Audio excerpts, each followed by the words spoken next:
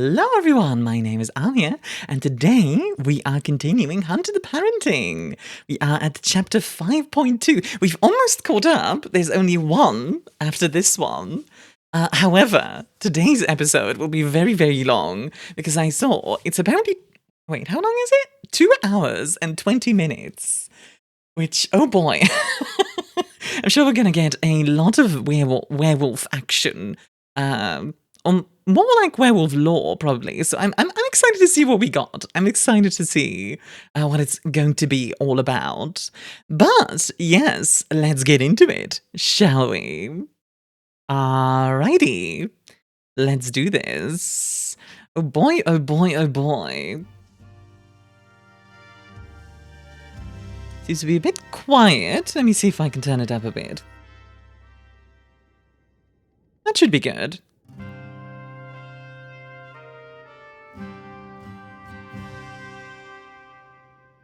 Werewolf lore. Fair warning, I don't know that much about Garou. I know a little bit. But, yeah. My apologies for this urgent music. Same shit, different day. Oh. You know, I didn't think about this yet, but yeah, what, how's Amanda gonna deal with all this? Because if I remember correctly, she didn't know vampires, etc. were real. And now one of her best friends turns out to be a werewolf and, like, hurts a bunch of her friends, or at least acquaintances, you know. Interesting. Arcanists, we have reason to believe there's an infiltrator in the chapter house. I said follow my lead!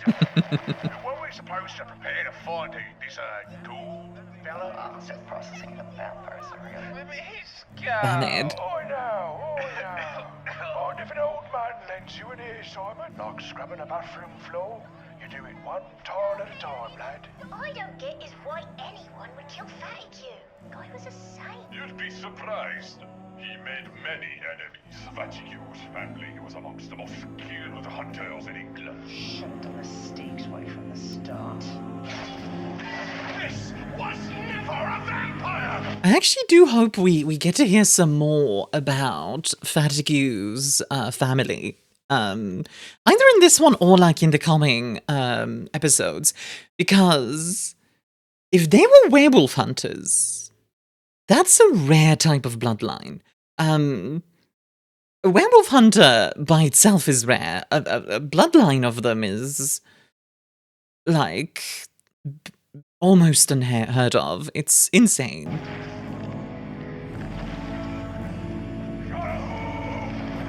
Yeah, such a good reveal.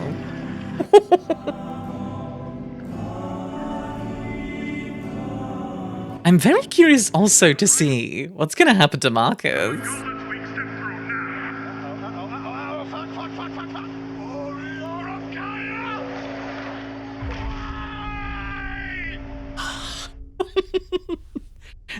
Sorry, I know I'm already making a lot of pauses, but I just want to mention, somebody mentioned in the comments for Chapter 5 that they really did just improve things significantly, even compared to, like, Chapter 4 and before.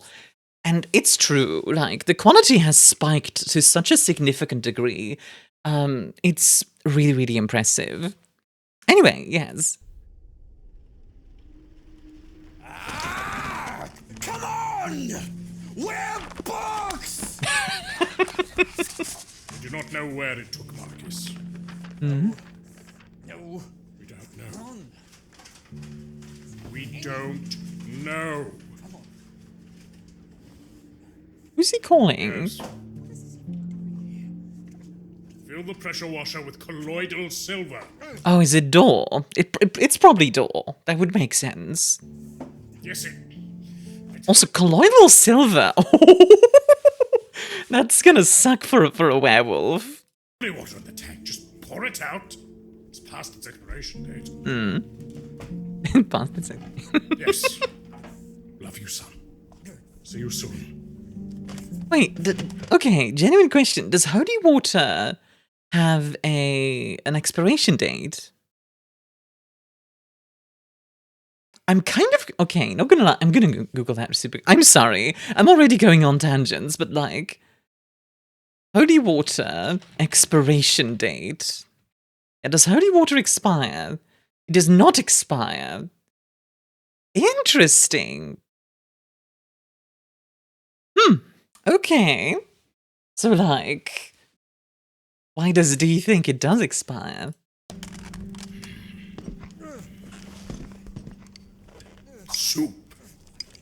That looks like soap. Not exactly as good as my Ipswich ham. Son-in-law, find anything? No! Nothing! Shall we join the others? You know, I'm just noticing something about D. The claw mark is still there. Now, that's probably aggravated damage from, or even lethal. I don't remember if wolf claws are lethal or aggravated. I think it's aggravated damage. So it makes sense that they're still there. Interestingly, now I don't know if this is just an art style thing. The claws around his neck look to be healed. So I think he does have some supernatural healing abilities. Because Glabro, the form that Matilda took at first, where people were like, she's a humanimal type, I believe doesn't do as much damage as Krenos. Like, Krenos is obviously the war form. It's the I kill you now form. I could be mistaken about that, but I should look into that. Not yet. How much longer then? Not yet! Poor kitten. He's probably also affected by the delirium, partially. But I feel like I feel bad for him. fall into space and die. The stress gremlins conquer your heart. Oh no! They have returned! I could not relate more. I feel like I could turn into viscous goo and float down a drain pipe. But that will not help Marcus, will it? I need to find something. I need to find anything. I need to find He him! can't! Not yet. Good on D for, like, kind of laying down the law very clearly. That's something that can be helpful in situations like this. It's all a blur. Yes. The soup won't help I matters. need to know more. How we can find him. I keep trying to replay things in my head, think of stuff I might have missed, but it's also damn foggy. I can't even. That is the delirium. The effect a werewolf has on the brain of prey. Fantastic. Add lycanthrope fucking psychomancy to the pile of bloody. Calm yourself, son-in-law. So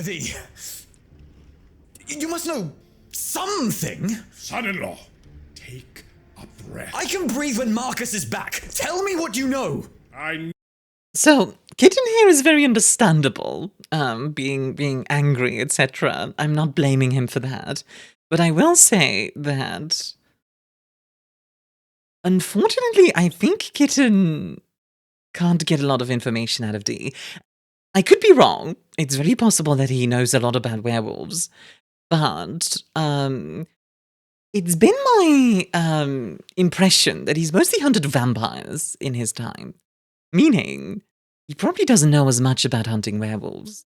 But we'll see. I could be wrong. No, the werewolf wanted the data. It took Marcus as a hostage, likely because it still wants the data. Right. Why would it even want the data? Who's hunting bloody werewolves in Norfolk? Pentax. With the data destroyed, there's no way of knowing.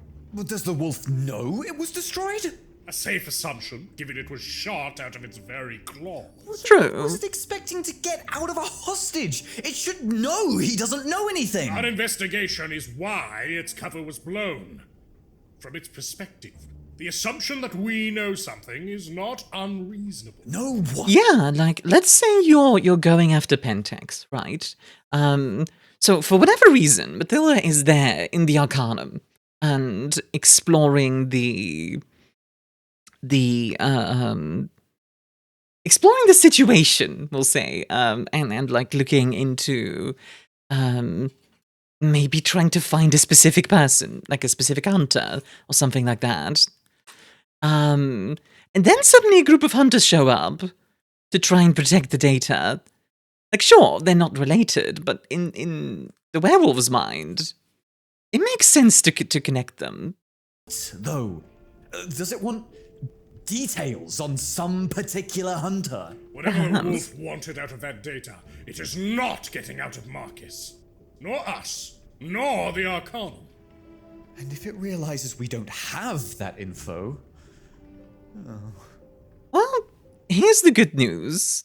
While werewolves are incredibly dangerous and will absolutely kill humans if it's necessary, depending on the tribe that Matilda is, Marcus might be okay. Some tribes are actually quite hospitable to humans, even for werewolves. She's not like, I don't know, what's like the really bad one again? Is it the Red Talons that are like super anti-human? Let's see, Red Talons, let me double check. Yes, they are. They do shun humanity. I think in 5th edition, they're a little bit less extreme. But they also want to still kind of wreck humanity if they get the opportunity. Okay, yeah, that makes sense. I hope it's not them. Because then Marcus would be in trouble. I'm not sure. We'll have to think about what tribe she is a bit more. We have to rescue Marcus. We have to do something! And we will, son-in-law. But this is a foe you cannot fight with boldness and strength alone. Right now, we must prepare. And we must await the detestable coalition so we can pry whatever aid we can from their bureaucratic jaws. But... there's got to be something more you can share. I have traversed this world from the peaks of the Urgius to the dark depths of Newark, New Jersey. I have hunted every quarry you can name that dwells upon this earth. Okay. Yet even I cannot claim to understand this world in totality. I have merely experienced it. Don't mince words. What are you getting at, D?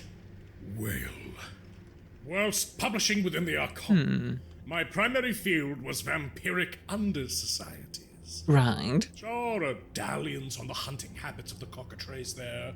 How best to navigate the Davis Strait without falling into the Ganunaganapp. My point is, with regards to werewolves, my knowledge is dramatically more... limited. Makes sense, since he's more focused on vampires. Totally makes sense. I'm also noticing something interesting with Kitten.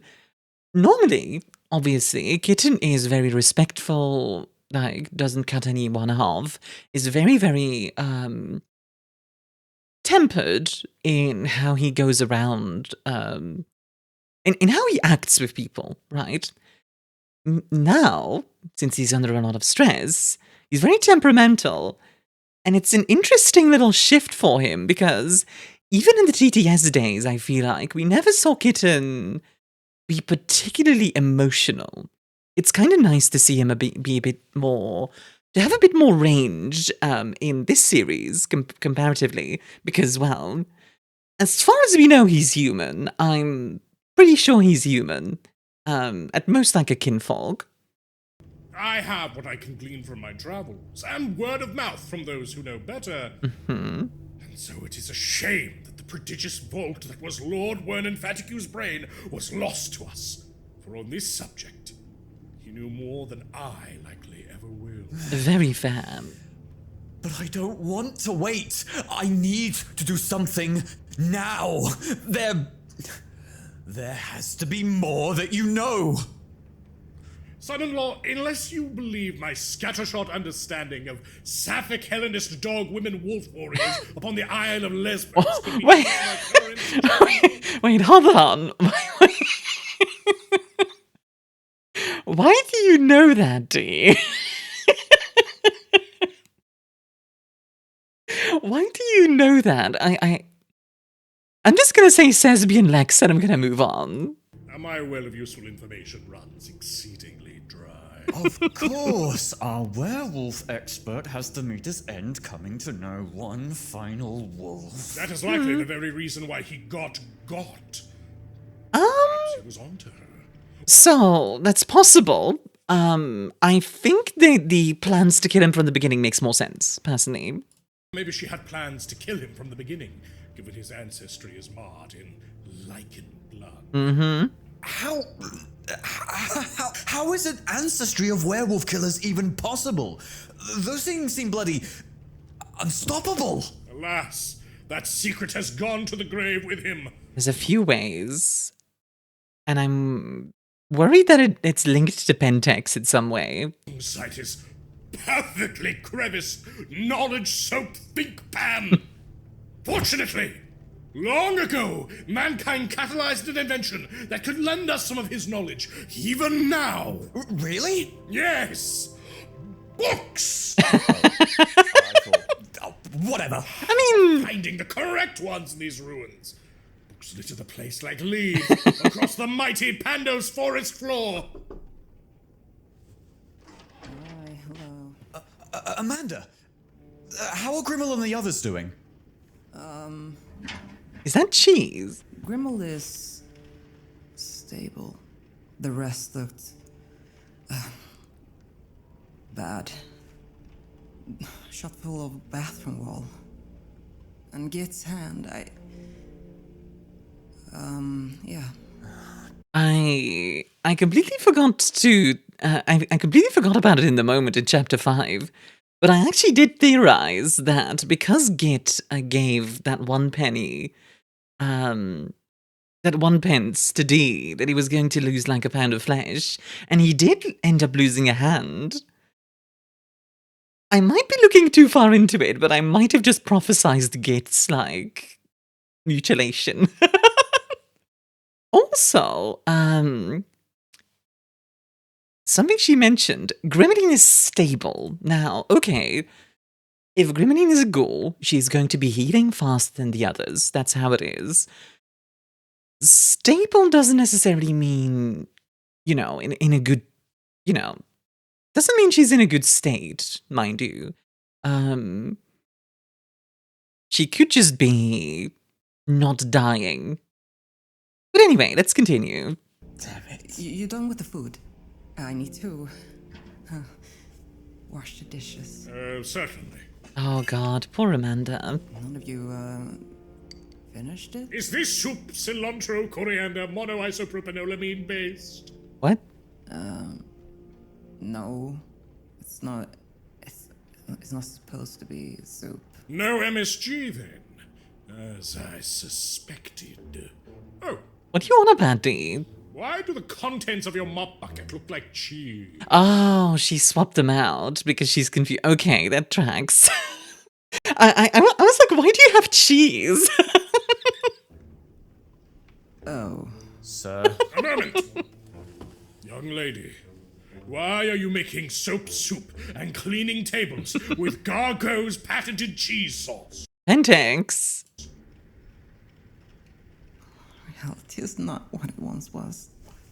Amanda Burgermart, was it? sir. That is a name, and I guess it's mine.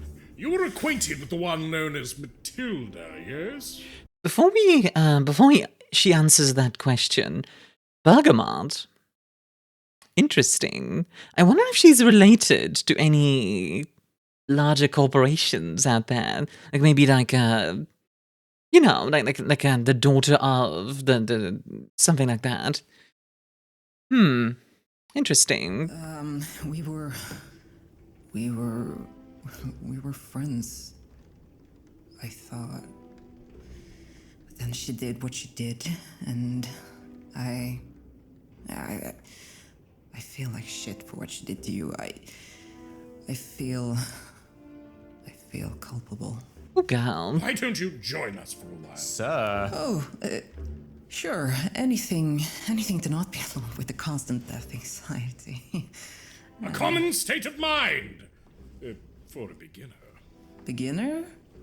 Are there advanced states of death anxiety? More than you currently fathom. Amanda, are you sure that you don't want to go home? In World of Darkness, there's an entire game line focused on death anxiety. It's called Rave.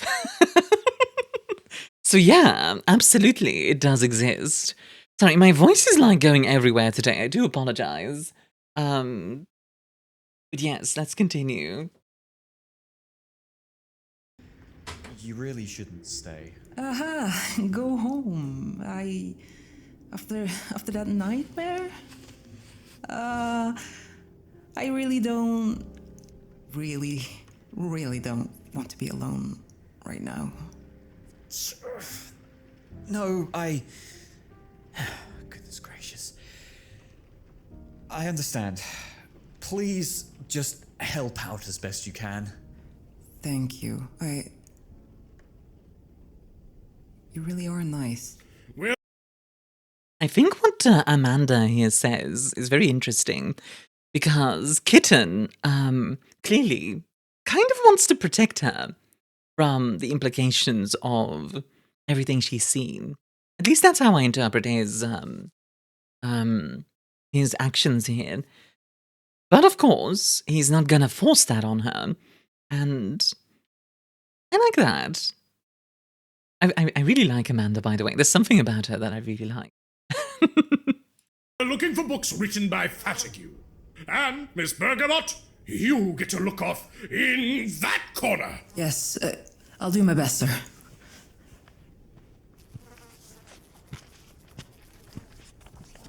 Oi! What's all this? Where are the flies coming from? Wonder bet it has to do with the Gargo stuff. I mean, it's Pentex. What? Oh. There's a lot of flies in here. In December? Odd.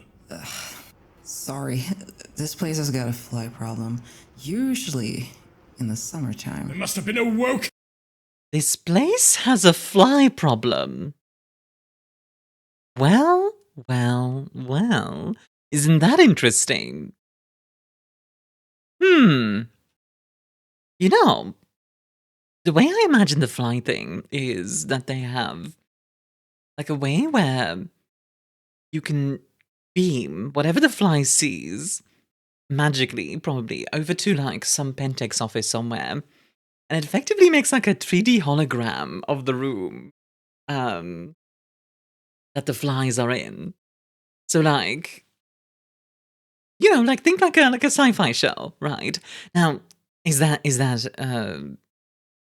something that's like officially in the Wad books?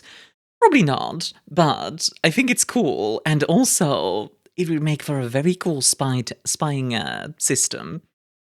Wouldn't even need to be flying ghouls necessarily. I think. Oh, I need to read up more on Pentexian magics and such, but I imagine an Nefandus. I think someone like maybe Parker, assuming he is a Nefandi. He is from the Nefandi.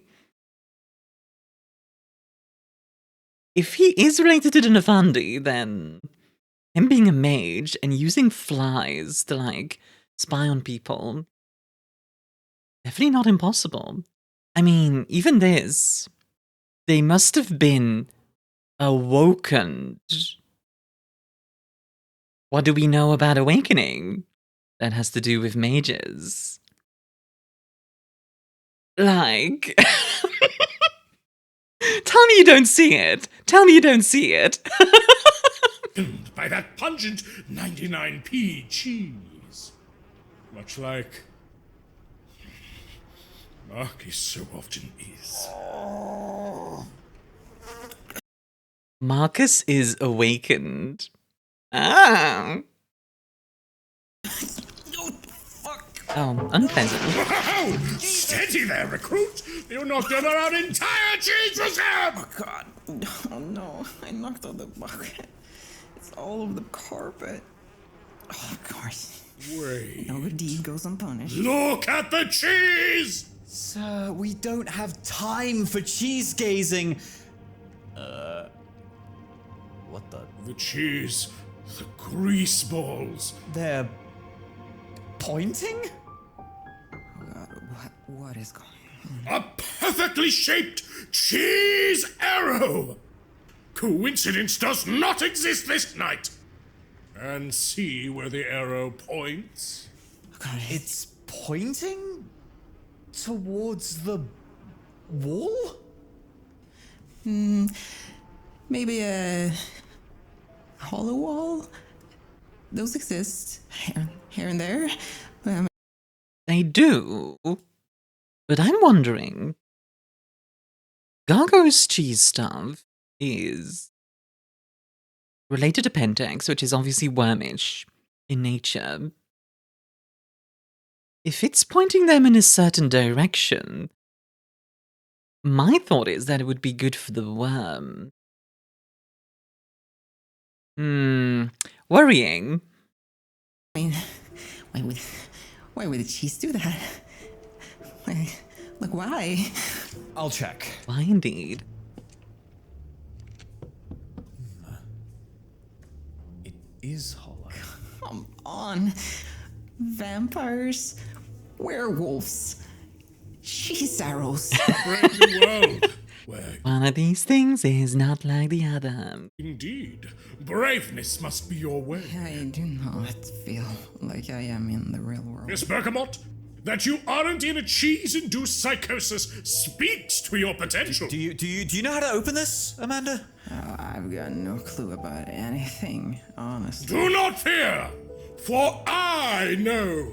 Well, before he does this, Dee does have a very good point. Amanda, absolutely, is dealing with this surprisingly well.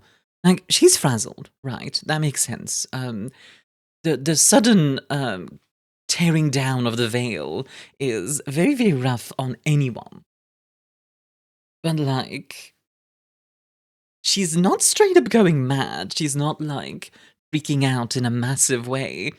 She's dealing with it one step at a time, and that is honestly really impressive. And like Dee says, it speaks to her potential. It really does. Let me reveal to you its mechanism.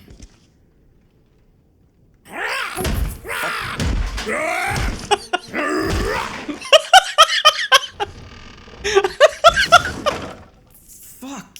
Whatever, I don't care. I'll check inside.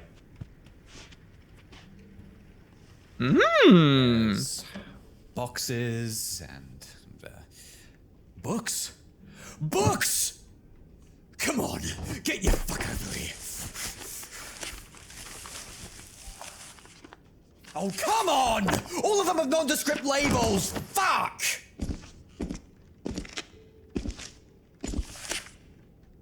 I recognize this one. What? This is mine. What? What is it? It's Gimme! easy, son-in-law. It won't help us here. A research compilation on the Norfolk tunnels. Ah, so that's how he knew about those in Chapter 1.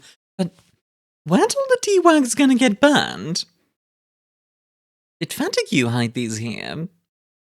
Or like, perhaps Occam? Occam is also possible. Then again, since it's about werewolf lore, I'm gonna go with Fatigue. Well, not the Norfolk tunnels, but I mean the episode. Now you know how I discovered Kevin's pack. Right. But it's just a sandwich thesis. And it's certainly no bad name. Everyone! Your desperation has summoned me. I'm here to help. Not now, Togo! Get the fuck How do out! I kill you? Come I on! banish you back to the Jesus, society. Togo! Fuck! What? What? What just happened? Wait. I am so confused right now. What has happened? What? Okay.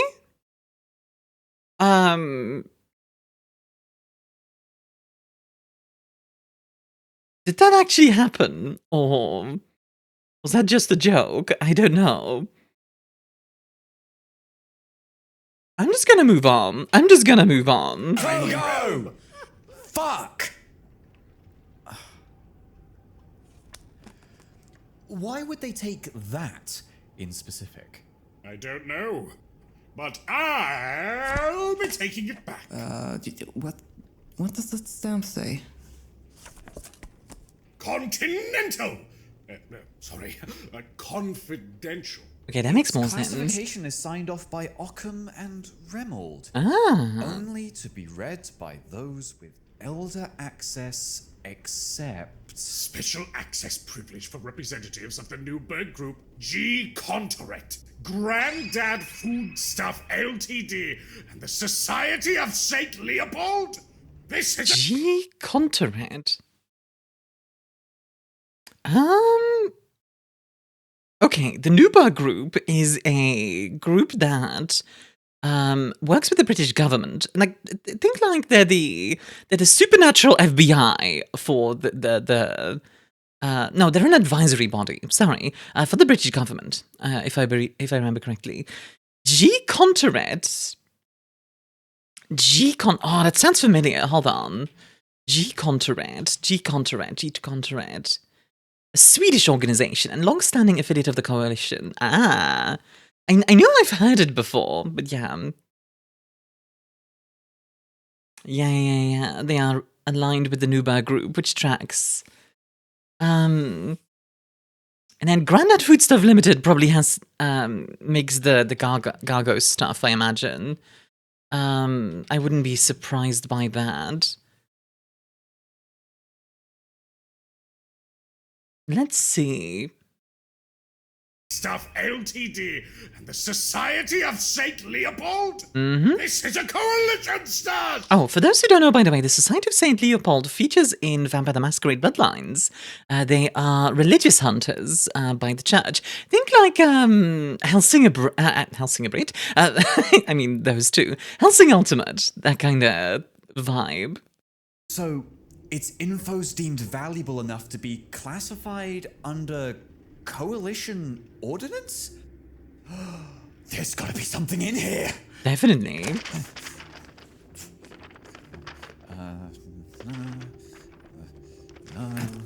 Grandad's foodstuffs. What? Like the guys who make Gargo shit? Hey, called it. No idea why they would be involved. Because Pentax. This is Gargos, jeez.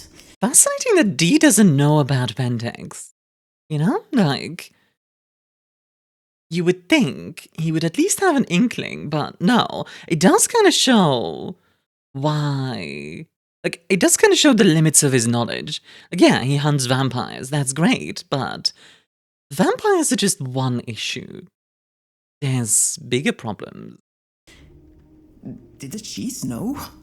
The cheese knows. Cheese is generally non-sentient. What the hell? Generally. I wrote this!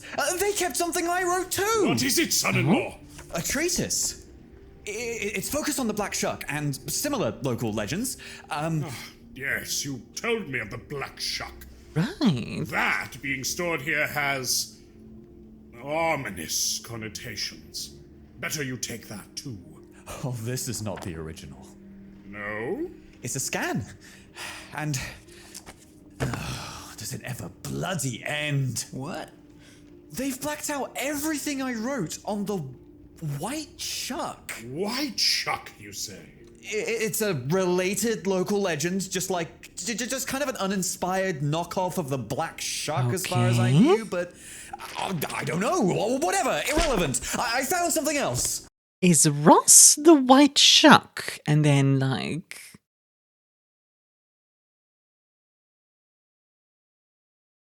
Oh, interesting. Perhaps the black shuck is like the Garou version, and then the white shuck is like a black spiral dancer of sorts.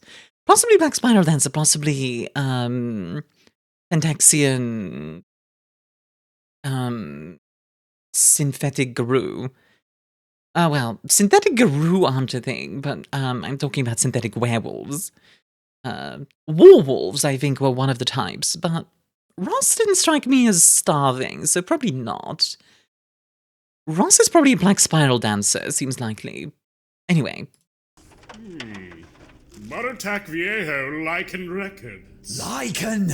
This is something! Lichen is werewolf, yeah? Yeah! It has the same classified Spanish. stamp, but look. It's only signed off by Occam and Fatigue. Fatigue must have been involved. This is it! We'll crack it open! Okay, absolutely. Really quickly, Monotac Viejo is, I think, in the Philippines, and I know that because I think one of my my girlfriend lives near there, funnily enough. At least I think so. I could be wrong, but I think it's in the Philippines. Do ghosts exist as well, guys? Yes. And what you're thinking could be true. That's true. Aiding us even now. Oh boy. Well, obviously Dee would know this. Fatigue was subsumed into the afterlife, assuming, like the little cardinal arranged skit at the end was actually true. Assuming that was correct, yeah, I think. Assuming that was correct, I think. Oh God, I can't find my words today. I'm so sorry. I don't think Fatigue would be a wraith, but you never know. I'm so sorry, man. You were too good. You were too good. This is indeed it! Fatigue's collated work on lycanthropy! There's also this phonograph. And let's see here. Are those vinyls? Even older. If Fatigue's really out to help us here, let's let him! Agreed. I'll start it up. Oh, I love this art, by the way. Fantastic.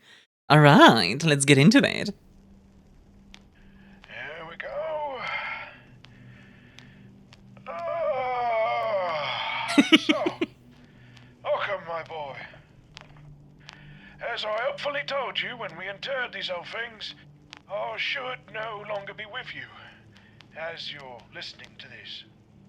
So if you're hearing me yammer on while I'm sitting right as rain in the other room, I'd ask you rather shift off and grab me a cuppa, young mister.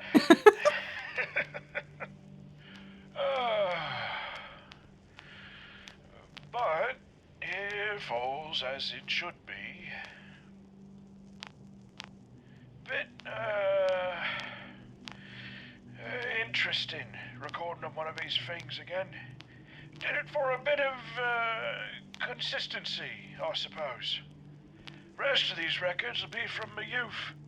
Captured doing some field work. Field work on the wolves, as you might figure. The story from the Philippines, with your granddad, my father, the werewolf child kidnapper.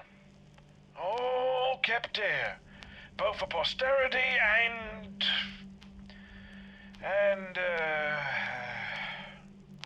as an explanation for you, Chancellor. Best Chancellor this house has ever had, and don't you doubt it. Huh? I Oh, know that's your sweet. granddad told you some things before you took up his mantle and all. About my family and about the Lycans. Maybe those things complicated our friendship a bit. But he did not tell you the full story. And... God, here it comes. Occam dear lad, I have lied to you. Oh? And so have I lied to your granddad before you. After listening to all of these records in order, well, know that I do not expect you to forgive me. Nor will these records proceed to excuse anything. For 50 years I have betrayed the Arcanum, and lying to you has been the hardest part. This is the final act of my penance. The last tile what needs cleaning. Interesting. It will no doubt upset you, and I ask for no forgiveness. I just ask for understanding. You, of anyone who might listen to this, I believe will. Betrayed the Arcanum for 50 years. Well, maybe Fatigue wasn't such a saint after all. Interesting. Now the question is, betrayed on behalf of whom, right? Obviously Bendix comes to mind, but... Well, that's definitely not impossible. Somehow it doesn't ring... Like, somehow that doesn't click with me. Like, Fatigue... Of what little we saw of him didn't strike me as very Pentexian, you know? Again, I could be wrong about this, but could be another Hunter Org. That is probably the simplest explanation.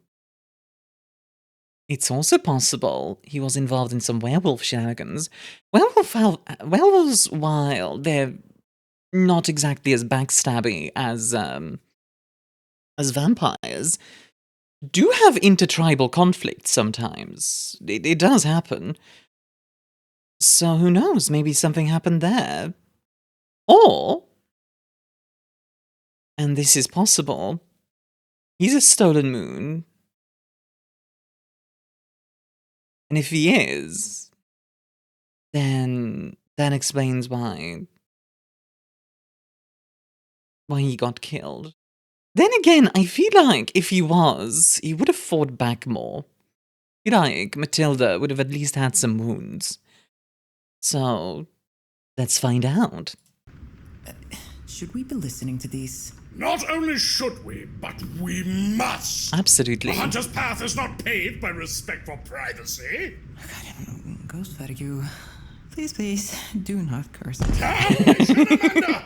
You failed to heed the lesson that esteemed musical philosopher Ray Erskine Parker Jr. taught a generation. What? Repeat after me! I ain't afraid of no ghosts! I ain't afraid of no ghosts. Louder! I ain't afraid of no ghosts. Afraid of no ghosts. Excellent! We'll have to work more on your projection. All right, quiet. I'm going to put in the first record of the bunch now. It's labeled Expedition Beginnings.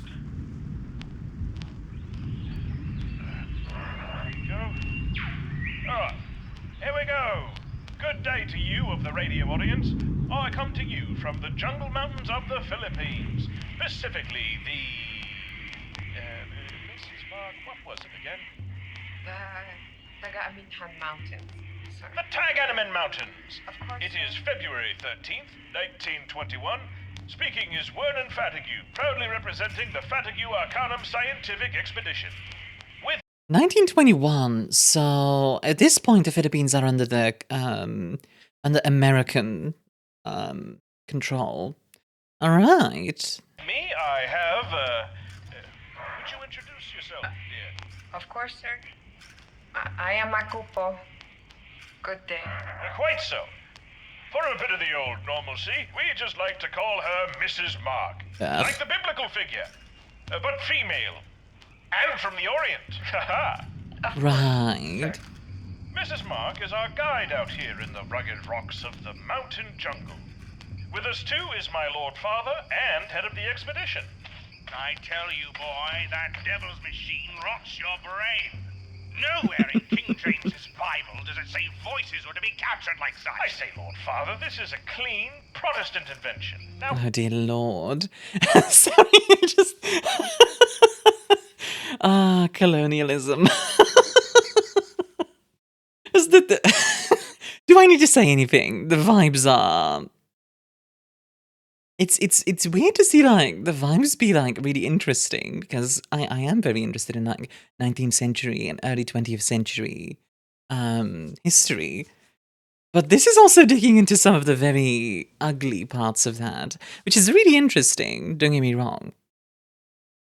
Like, it's already kind of getting there. Like, this guy, Lord Father, so the dad of Fatigue.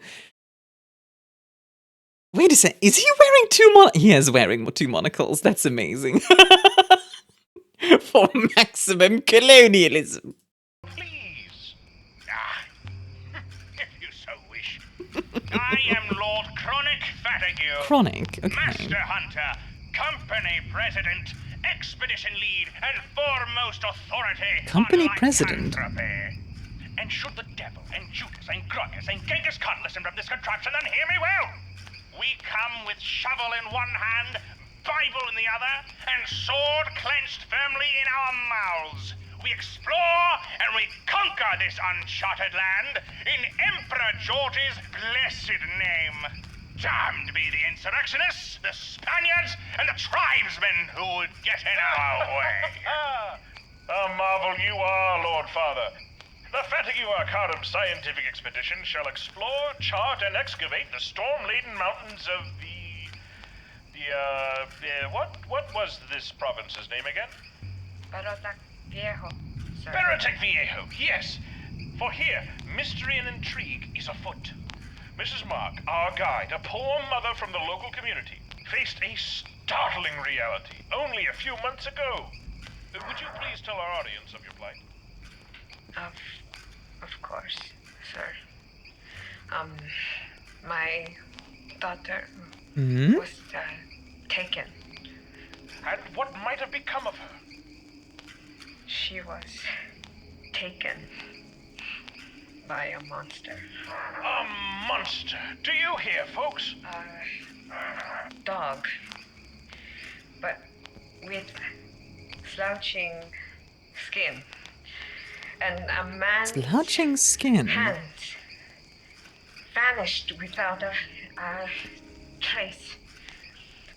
First there and then gone. It took my daughter. A staggering number of reports have come from the autonomous Filipino colonies since... Hold on, one moment, Fatigue. A few observations. It having slouching skin, assuming it's a werewolf. Slouching skin is, I think... Is that related, like... Is that a Stolen Moon thing? I seem to remember that it is, and it's like, possibly. Possibly.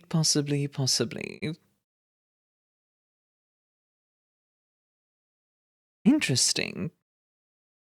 Now, the question is obviously who... Oh, okay. Here's a theory, and like, if I'm right about this, I'm gonna, I don't know, throw something. So, the Fatigue family are werewolf hunters, right? Here's my thought. They go out, hunt a werewolf, a guru, take its skin, wear it, that way taking its power for themselves, and that way they become a lot more powerful and able to hunt werewolves better. Huh? That's an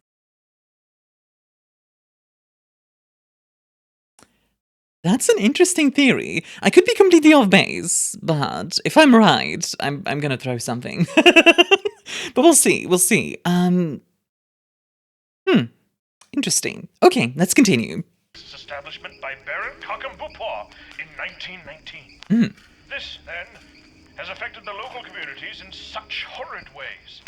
Colony The expedition we are 1919, taking will okay. seek to know these lichens, and in turn, it is the hope of us all that our work will prevent any more tragic vanishings.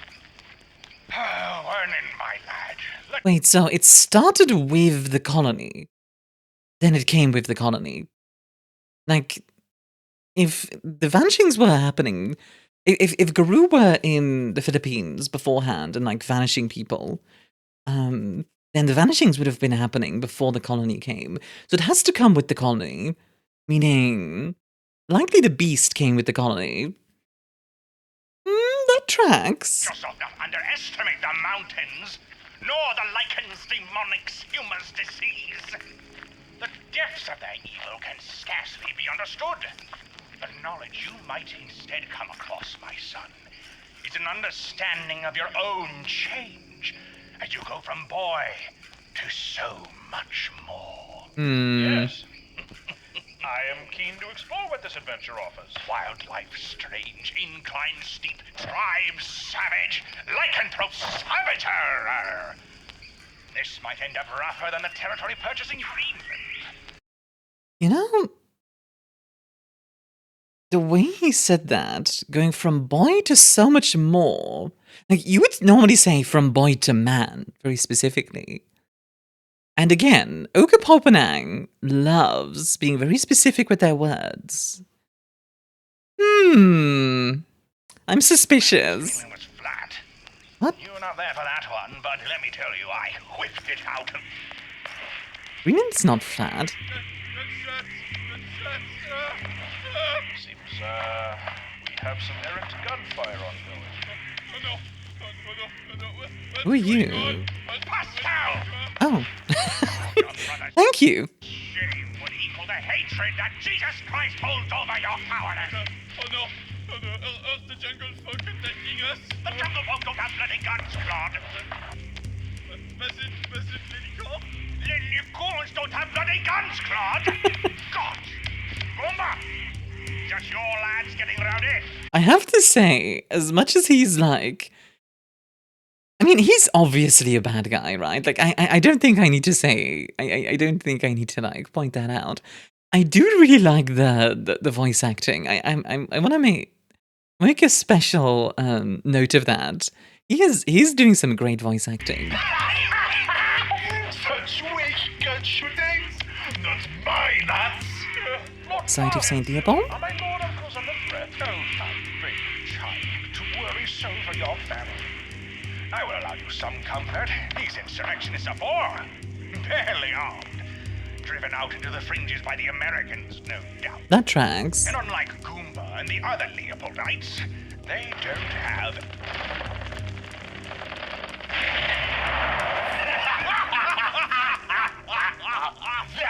That was all lads.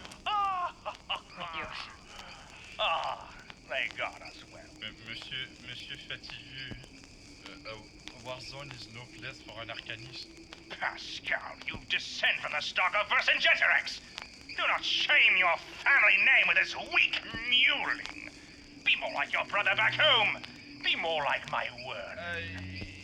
Your Arcanum syllabus was meant to be broken by the likes of its leadership. Prey animal that you so resemble, perhaps the lamb should concern itself more for the wolf in the bushes. Right here. Okay. On this jungle safari, are you a predator or prey? You must decide here and now, my boy.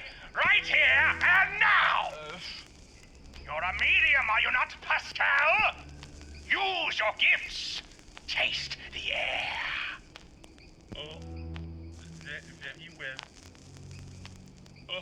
Oh, shit on my frog. Taste it, do you not? I taste le maïs, le corn taste. No, not corn, bones. Bones. Not a complete failure after all, Pascal. Yes, bones. Favored treat of hound and wolf alike. Right. Just entered Lycan territory, lads. Vernon! Yes, Lord Father? Put away that Satan's goblin. Take forth the Oculus Empyrean. Ah. Oculus Empyrean. The Oculus Empyrean. You know it? Yeah, Marcus went looking for it in the archives. While we went for the guns. What? I don't know if he found it. We'll talk more on that later. For now, though, the guide. A werewolf took her child away. Just as one took mine. We need the details. Well, that's true. The circumstances are likely very different, I imagine. If it is a Garou abducting the lady's child, well, some Garou would do that, just for gits and shiggles. But generally you'd have a good reason. The question is what that reason would be. Anyway. Before we put in the next one, let me check the book right quick. As wise as ever. It's a bit hard to pass. It's written by an academic for other academics. Tracks. Not exactly a trade book. Well, we too are scholars, are we not, son-in-law? Are you going with a more democratized, unemployed definition of scholar? No, I don't define words. I just say them. Now, let us decipher these articles into plain language. You choose the language, and I'll choose the syntax. Right. Bam. Check for... What are you checking for? Basic methodology. Where is it? I don't want a full word right now. Oh, there. Basics of how lycanthropy is researched. Okay. The Fatigues dabbled in ancient and contemporary archaeology. Quite a lot. Nothing a singular scholar can cover. The field is too broad. Anthropology, archaeology, critical historiography, language. You know how it goes. No, not really. Very broad. The research of werewolves in particular is unique in that it demands immense care to not, die. Tracks. Respect for the land, respect for territory, and given the opportunity, making deals with the werewolves are required to learn of their ways? Fucking hell, what? Yeah, deals with the werewolves, like Dee is about to say there, according to the subtitles, are very dangerous, but sometimes very useful. If you're a hunter hunting, say, vampires, having a werewolf on your side is incredibly useful. For obvious reasons. The circumstances of the deal and how long that's upheld, that's different, of course. Very risky and dangerous thing, that. Oh, you'll not have to convince me. Otherwise, I do not get the impression Fatigue the Elder has a particular respect for the land here. We have tarried long enough. Let us reverse the record and behold what is on the other side. Yep.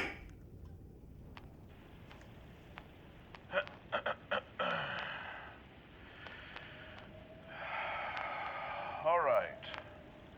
So it's about... it's a bit late at night on the expedition. Pascal, the old chap, wants me to try something. This is an ancient Sanskrit remedy. Oh? It's called Amarwal. Amarwal. Here, I made some for you. Right. Amarwal. Quite pungent, this liquid. Like amaryllis. Don't smell it. Don't smell it. Just drink it in one gulp. Righto. Bottoms up.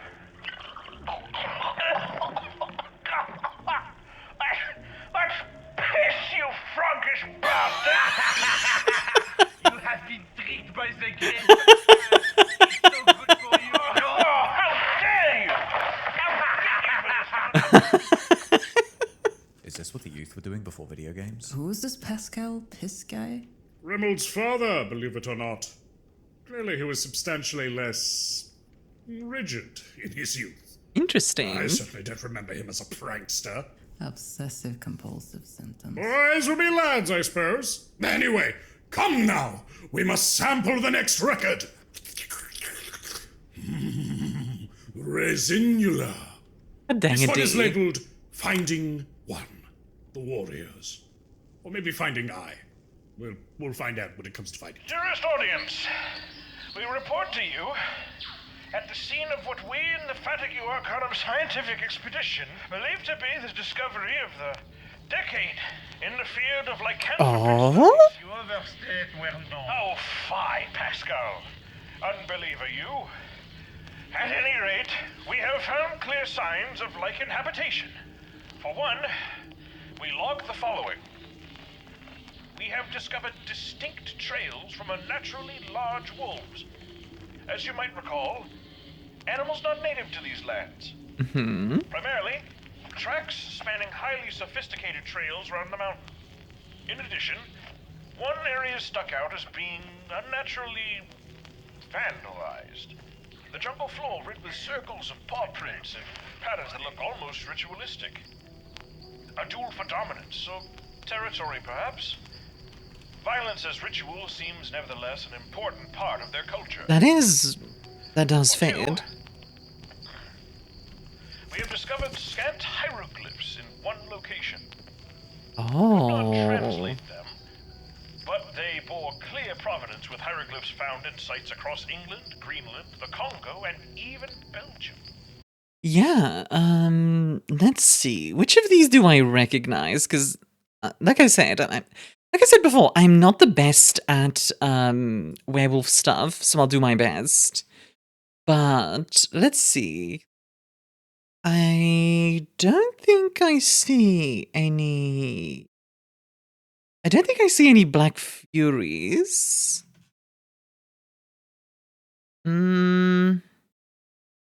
God, is one of these bone gnawers? The one on the right is kind of bone gnawer-ish. Yeah, the one on the right is kind of bone gnawer-ish.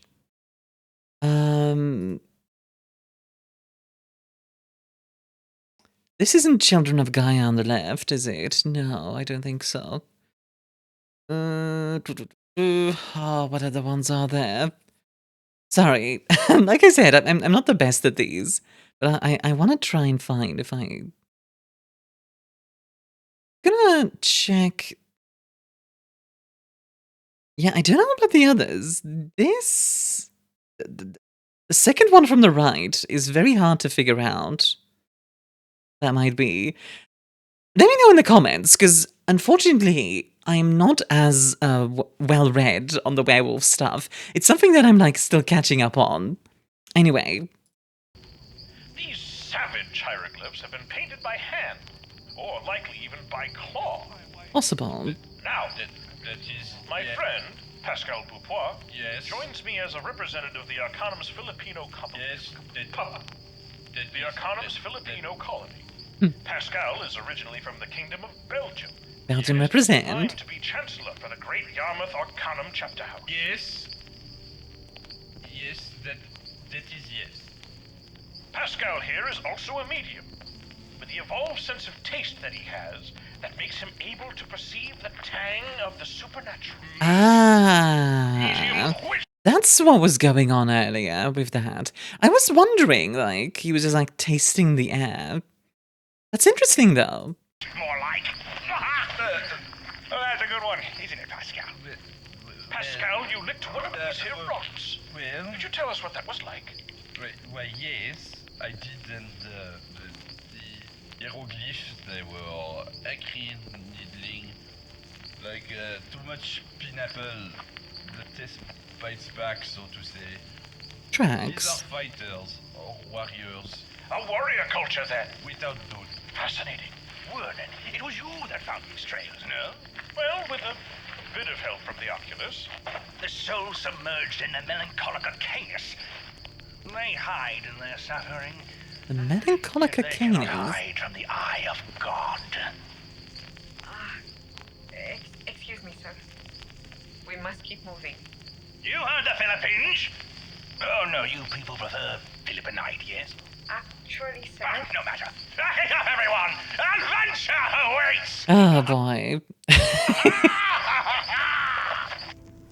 So, Chronicus is a creature and a half, for sure. Something I'm noticing, and I wonder if this was on purpose, it probably was. Notice the portraits.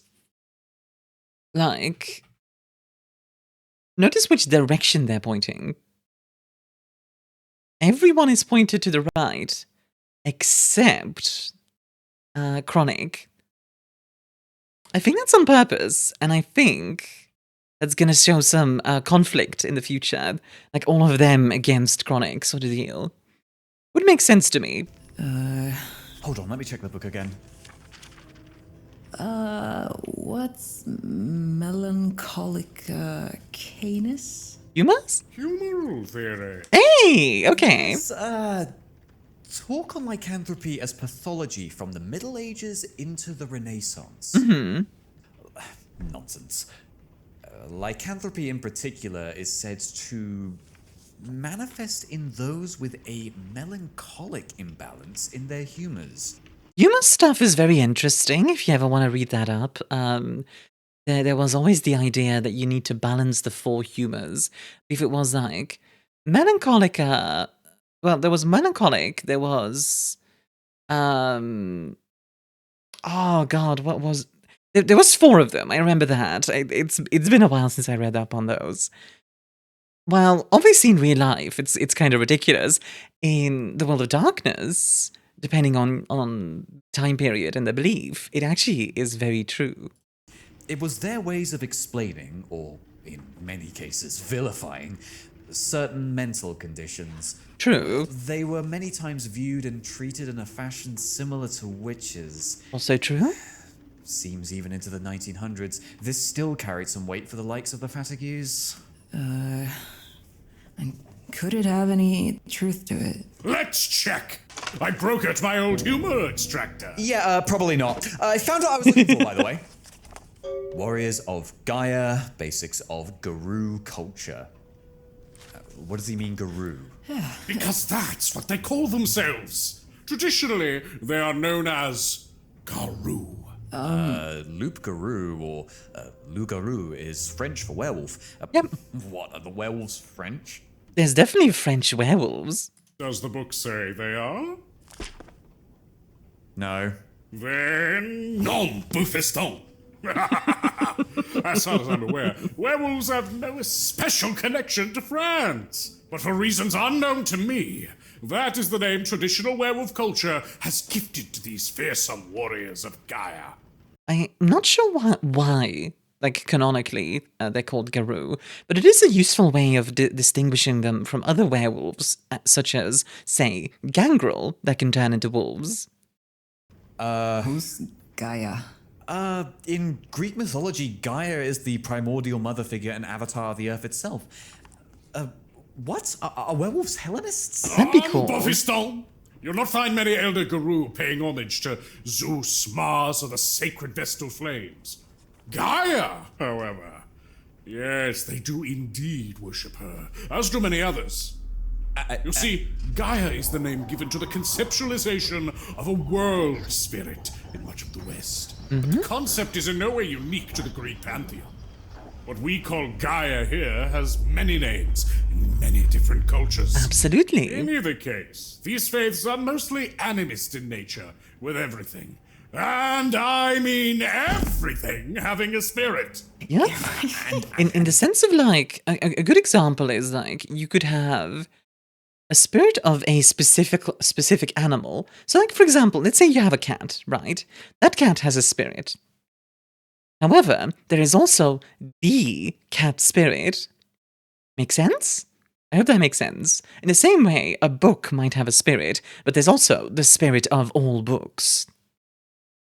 True. Everything has a ghost. This book, your cap, the concept of communication, the number 34, and Great Yarmouth herself.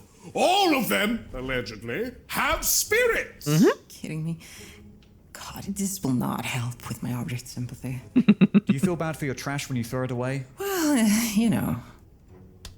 When my milk goes bad, I know it is not it that has failed. Aww.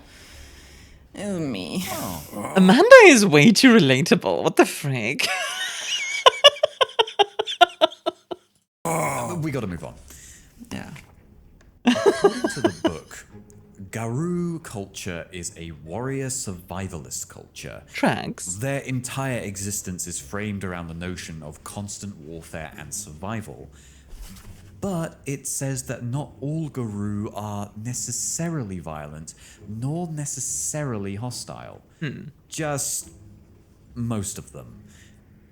Importantly, however, not all werewolves are Garou? Yep. What? No, that's true. Ah, I see what he means. Do you? Garou is not just the normative internal name for werewolves. It's a culture. See, it says it right here. A culture with a proud history, traditions, and ideals. And plentiful foes. I think a good way to think about it is like, since I mentioned like a cat, right? A house cat is a type of cat. However, not every type of cat out there is a house cat. Kind of similar deal. But, just as not every Italian American is born Sicilian enough for the mafia, so too are many werewolves disconnected from their ancestral That's culture. true. And that is not to speak of all those wolves whose origins are entirely unrelated to those of the Garou. But that's neither here nor there nor anywhere. Let us... A few examples of werewolves not related to Garou. Gangrel are an easy one. Pentex has a bunch of synthetic werewolves that they made. I mentioned them earlier, the Werewolf, if you want to look them up. The Nazis in World of Darkness at one point did some werewolf experiments, if I remember correctly. Because of course they did. And there's so many more. Continue! We must see where Fatigue leads us! Oh, dearest audience, we are at the scene of the discovery of the decade. Here at Mountain the Second. We find ourselves settled closer to what is said to be a tribal village. I am scared. Here run thinner trails. Mostly human footprints, but with distinct and large wolf prints stamped across their length. And whilst we find no further hieroglyphs, we have excavated a single large imprint of a wolf's head in a finely chiseled rock, with what appears to be dried blood smeared into its eyes. That does look like Gangrel. The Gangrel symbol. Yes, it could only taste like ash, iron, bristling, disgusting fur like the hedgehog. It was it made me vomit. In fact. Yes, quite the rancid sight. My breakfast is taken. With such a gulf between these two territories, I hypothesize this. These could be people in the early throes of the lycanthropic disease. Perhaps even pagan werewolf worship, after a fashion. Whatever they are, the inhabitants of this territory are clearly distinct from those with domain further up into the mountains. So the distinction is correct, and in a way, the lycanthropic humor, like sort of logic, does track, because vampirism is a what's the word I'm looking for? Is a curse and a disease. So he's not entirely wrong, I guess. In any case, finding what we assume to be an artistic creation this immaculate is of immense value. A picture is forming, dear audience. Hang on for more. Called it! What is it? Fatigue is simply wrong here. Let us get into interpreting werewolves. What is a werewolf, Miss Bergamot? Wolf guy. Wolf? Guy! Though grammatically it should be guy wolf. A guy who can turn into a wolf. Right? But are all guys who can turn into wolves werewolves? No. How do you figure? Because like some vampires can turn into wolves. Right? Wait. How do you know that? How does she know that? What? Gary, old man, he turned into one. You know, in Dracula. Oh. Gary Oldman, Dracula going dead! Oh, wait, movie film. Movie film. It's a movo. Okay. You also talked about something with human, animal, vampires, and True, that was mentioned. like, I think Talisman is alright and stuff. So. What's the point of this filibuster? The point is that what Fatigue found here was indeed a sanctuary for wild, humanimal-type vampires. Yeah. Not Garou. And you know that how? Context clues, of course. They live near human civilization, for one. For two, they taste like death and blood to the mentalist. Oh. Totally missed Oh, Iron. Understandable. My brain is particularly giant. Nevertheless, my point is, provided a humanimal vampire's blood is potent enough, some can, in fact, turn into wolves. Or all sorts of other animals. I might have mentioned them before, but one of my favorite types of gangrel is the mariner, which are gangrel that live underwater. Think like, oh, some weird orca is attacking people in the night. Yeah, that could be a gangrel. What? But that does not a werewolf make. Neither does a wizard altering their shape, or a fey creature assuming a wolf's form, or a mummy with an extremely convincing death mask. They're wizards and fae and mummy furries too. Be strong, Miss Bergamot. I am about to melt. I'm putting in the next record. We need more intel. Not gonna lie, Amanda now knows more than like 99% of hunters out there. Like the fact that like she knows all of that stuff on like her first day is kind of crazy, and it makes me wonder where she's gonna end up. Also, I just noticed there's some scratches in here that look remarkably claw-like.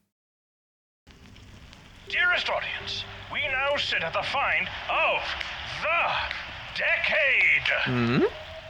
Throughout the jungle that spans the second and third mountains, we have found nearly identical patterns that reference those previously uncovered. Yet they are different.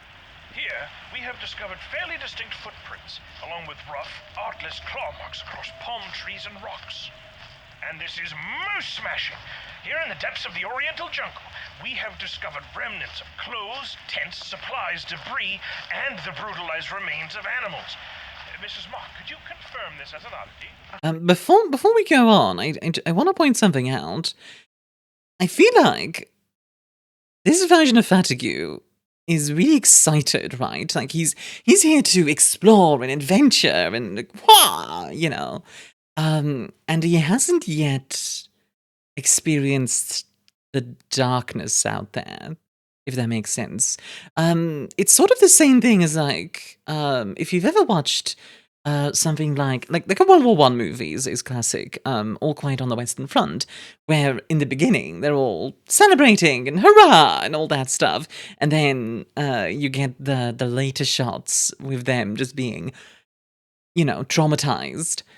I think something similar might happen here. Of course, sir. This is not the work of insurrectionists nor tribesfolk. These are unusual sights. Yes, the clothes is the wet dog. Pascal, we didn't ask you to lick the rotting contents of that clothesline. Oh, but I really wanted to. No bite, no iron ash. No bite. Fairly different from human, but evil human, a dog, perhaps. As suspected. Communityless stragglers who wallow in their lonesome, melancholic condition. Perhaps exiles, or at least not of the local communities. I find all this to be a bit too exciting, gentlemen. We will continue on. You shall hear from me again. Bloody Flies. flies! Get me out of here! These bloody flies! Hold on. Evil human. Barely different from human, but evil human. What if these aren't werewolves? Like, what if these aren't Garou either? And rather related to the worm? Because again, flies and pentex. Now, of course, the jungle has all sorts of insects, but no bite, no iron ash. So a bite I would assume to be, the werewolf part. Iron ash would be the vampire part. But barely different from human is very noticeable. Maybe it's one of Pentex's, like, surveyor groups. Although I don't know if Pentex was around in 1921. I need to double check that. In fact, I'm going to double check that right now because I need to know. Let's find out. Pentex was founded in 1865 as an oil company called Premium Oil. So absolutely possible for an oil exploration group to be here. Interesting. All right. Perhaps find all this to be a bit too exciting, gentlemen. Bloody flies! Get me out of here! Bloody flies! What eclectic findings. Next one, quickly. Next one. Is this the find of the decade, gentlemen? Again? Perhaps, I say. Perhaps! On our last stop, in the densest corner of the jungle around Mountain the Fourth, a smaller territory was intensely marked with signs of ancient habitation and territorial display, all marked in a shallow dig site. However, this time, the markings were written in a language rather than hieroglyphs. Oh? The language appeared Sumerian in origin, though perhaps Proto-Indo-European is more appropriate. I am unsure. That's work for the Arcanum's ranks. But found on site were also signs of what I could surmise as local folk rituals, as well as crafts inlaid with precious pearls that, all with rather clear intent, tell of a worship of the moon. The pearls tasted of moon cheese, so I think that's... Moon All cheese? massively fascinating, and amazing stock for the museums back home. I'm certain King Tut won't be lonely much longer. Yeah. Ah, what an amazing adventure. We have but one more journey, dear audience, and it is back to Mountain the First for the last of our excavations. You might not have known it, but this trek has gone on for a week, and many of our men have indeed contracted jungle flu and aggravated intestinal conditions.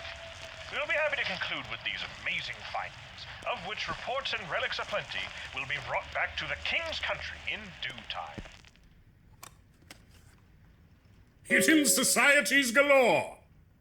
It is rather obvious the last two findings were not Garou in nature. Absolutely. They weren't werewolves? Were werewolves, weren't Garou. So, not warriors. They may have been warriors, but not warriors of Gaia. I do wonder. For our purposes, there are werewolves who aren't of and or do not fight for this Gaian purpose. Of course! Correct. There are completely unrelated kinds of lycanthropy.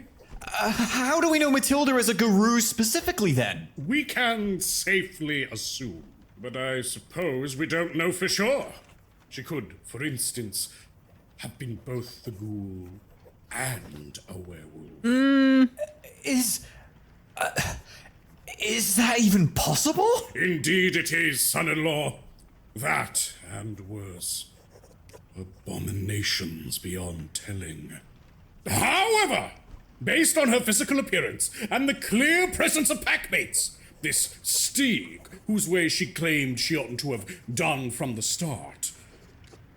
So, we know for certain there's more than one of them. At least one, a glass walker, because of the spider on Matilda's shoulder. I believe that Matilda was most likely Garou. That's an assumption we'll labor under, unless evidence suggests otherwise. Either way, we need more info. Let's continue. Here, I've got Record 6, Finding 5. The Targa Aminham Lexicon. Before we go on, I just want to think a little bit about that last finding that Montague had. I'm not entirely sure what that could have been. Like, Sumerian or Proto-Indo-European. I'm not sure what that could be. If anybody knows, feel free to let me know in the comments, because that's an interesting one. Alright.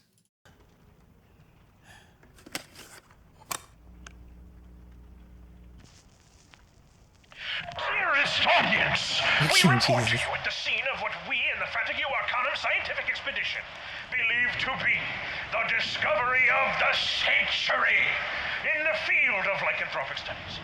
Past a waterfall in the depths of Mountain the First, a cavern has been discovered. A cavern that we would liken to a primitive church carved out of the rock. Interesting. We are here right now, and here, look, across its perimeter, stones on top of stones on top of stones, mass collections of miniature cans. Now, bloody hell, you can't see it. Miniature can. Did they find a Garou can? Oh, they are so dead. Like, if they found a Garou can, they are so dead. They're all painted with very particular hieroglyphs. Oh, they are so dead. Somebody's gonna die. Also, that's a lot of different tribes. Interesting. Glasswalker. And, let's see. Red Talon. I don't know all the others off the top of my head. I think it's honestly most of the tribes. Dang. Many hieroglyphs of which we can cross-reference. Yes, cross-reference with other suspected Lycan territories. This is the find, gentlemen. The century, gentlemen. It is astounding. This place will have us able to decipher, perhaps even translate the disparate hieroglyphs. I mean, that is pretty cool. The Lycan alphabet. We will be taking many photographs and making entirely sure that nothing slips. Everyone out. What? Get out of here! What's this going on? What's this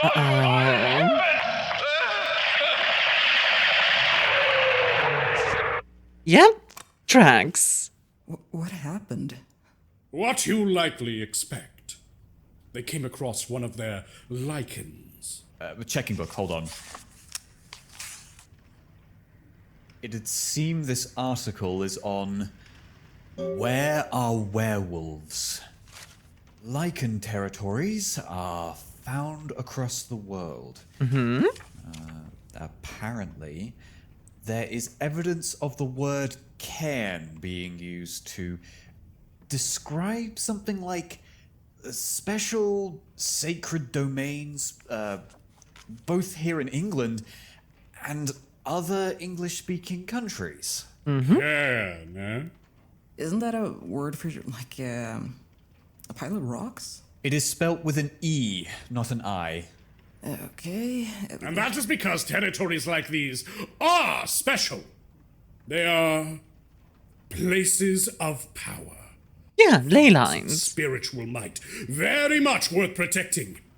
In the right hands, they can be used to perform immense and wondrous acts. And in the wrong hands, they can be used to destroy the world itself. Such as, for example, a certain 99p store.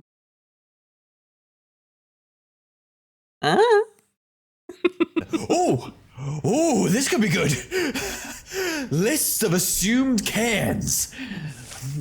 Ooh, okay. What we got? The place in the recording, the one at the end there, that was part of a cairn. Called it. And that was the Targa Aminhan lexicon, named as such for that wall of hieroglyphs.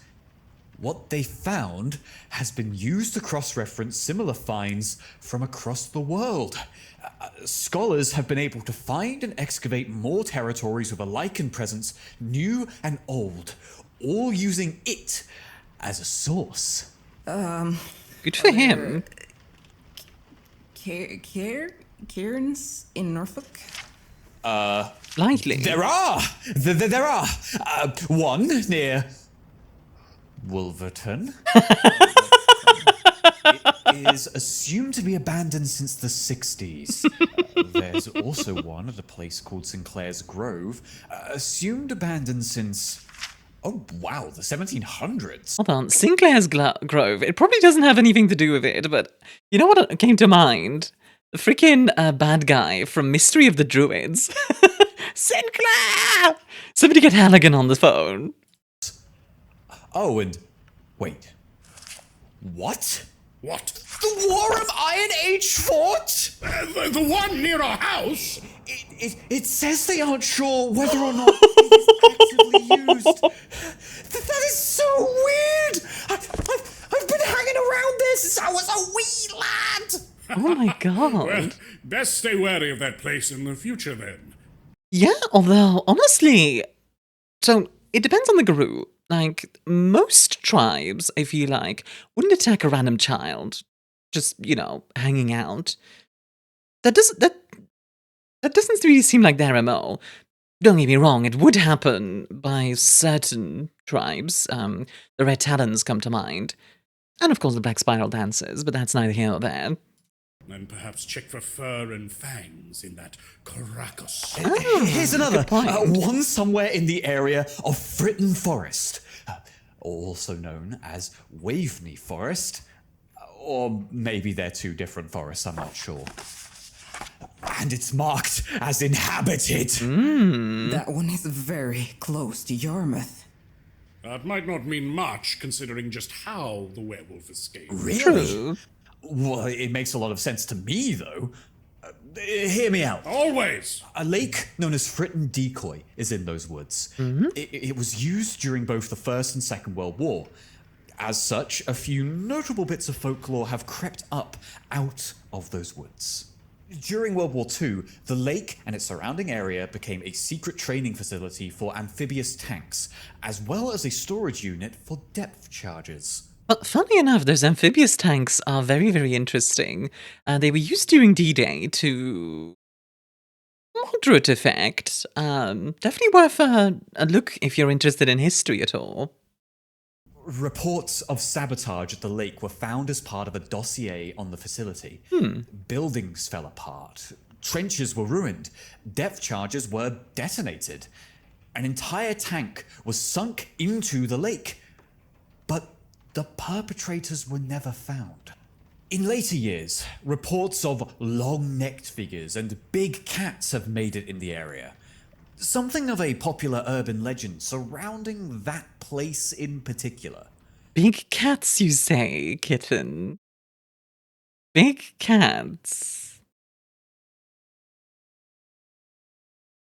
Werecats are definitely a thing, so... I'll also add, whilst I don't necessarily want to put stock in this, there is at least a few obscure accounts of the legendary ghost hound Black Shuck. Or, at least, shuck-like dogs in places like Burr Castle and on the road between Galston and Hopton, both closely surrounding that forest. Makes sense. I gotta say, Matilda, she said she's a native, but she did say she lived near Hopton, and Fritton or Waveney or whatever is, like, almost the only real forest left in all of Norfolk. It is our best bet so far. It would make a lot of sense, because while you can definitely traverse very long distances through the Umbra, it is extraordinarily dangerous. Like, could she travel through the Umbra to, like, Europe or, you know, Asia or whatever? Probably, but like I said, dangerous. The Garou fight to preserve the world spirit, warring against those that would destroy it, protecting the few precious spots of woodland left in the mowed-down hellscape that is Norfolk. That indeed fits their MO. Matilda often talked about the Earth dying, maybe even being dead on bad days. But as far as I knew, it was all a metaphor for, like, how shit our work is, and how we had no social lives. That rhetoric oozes with guile and resentment. Very interesting. Amanda! What? You have done well to share all you can. I, Big D, owe you a considerable debt. Oh, it's all good. No worries. For your various contributions, I shall give you this. Oh, it's a sheet of paper. Not just any sheet. Open it. It says I owe. I sure do, Amanda. You can cash that in at a later point for a favor of your choice commensurate with the aid you've given us on this investigation. Oh, thanks. You are extremely welcome. All right, next record. This That's one cute. is just labeled green nails. Hold on, before we go into green nails, I just want to point out the smug smile on Amanda is fantastic. I am reporting Still. Wolf ran after us. That was a big wolf. He Still. shot me. Still. Shot you. Shot me somehow. Shot me in the eye. Still. It is green! Oh, that stung. It is green! What are you on about, you sap? It is green! The claw in your ass is green, sir. I don't care. I was shot. It shot its finger like a bloody derringer. Dirty finger! We're leaving Father Derringer.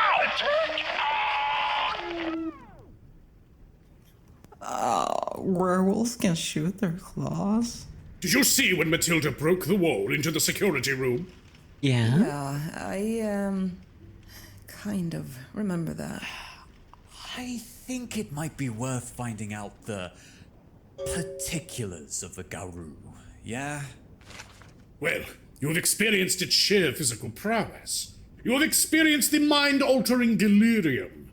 And indeed, you even got a taste of the spiritual gifts of the Garou. Yep.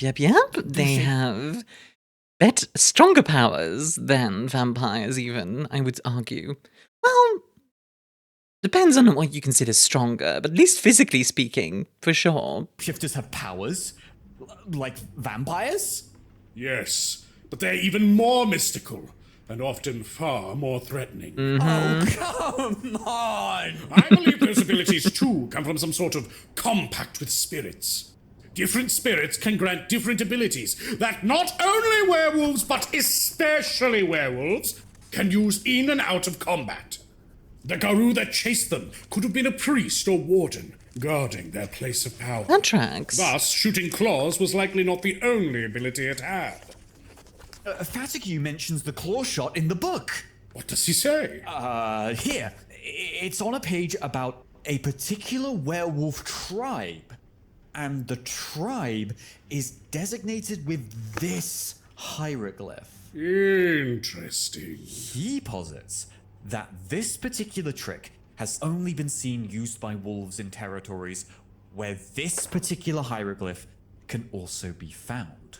What more does it say about these tribal signs? The hieroglyphs that kept popping up in the cairn, especially towards the end there, they're all here. Photographs, illustrations, all of it. Each hieroglyph has a different semantic expression.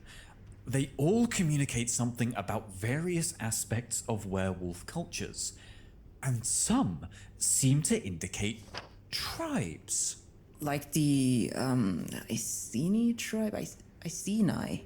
Yeah. Iceni. Or, well, it says here the definition Iceni, I think, is isn't correct. exactly perfect.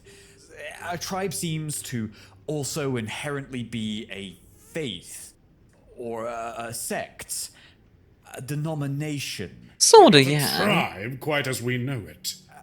Other signs here, seem even more complicated.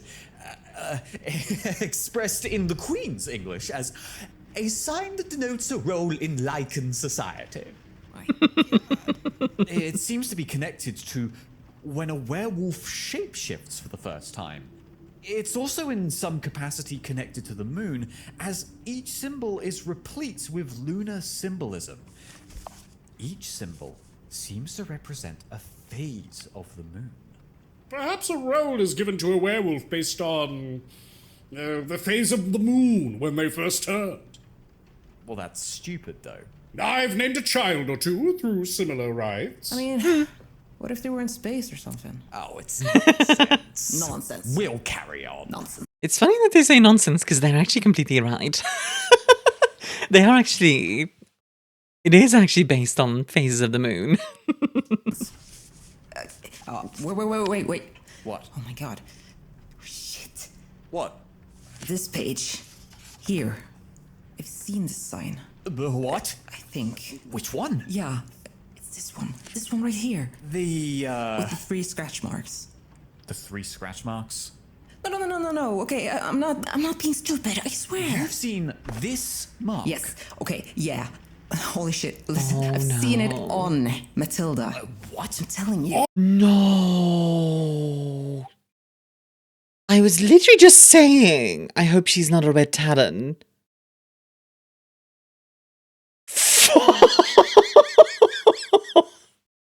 That's really bad. That is. Oh my god. That is really bad. But like.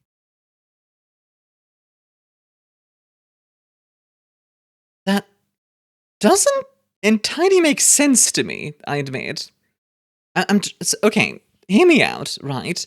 So, red talons absolutely despise humanity. They are like, eradicate humanity is like these are the like extremists of werewolf kind. They want to completely slaughter humanity.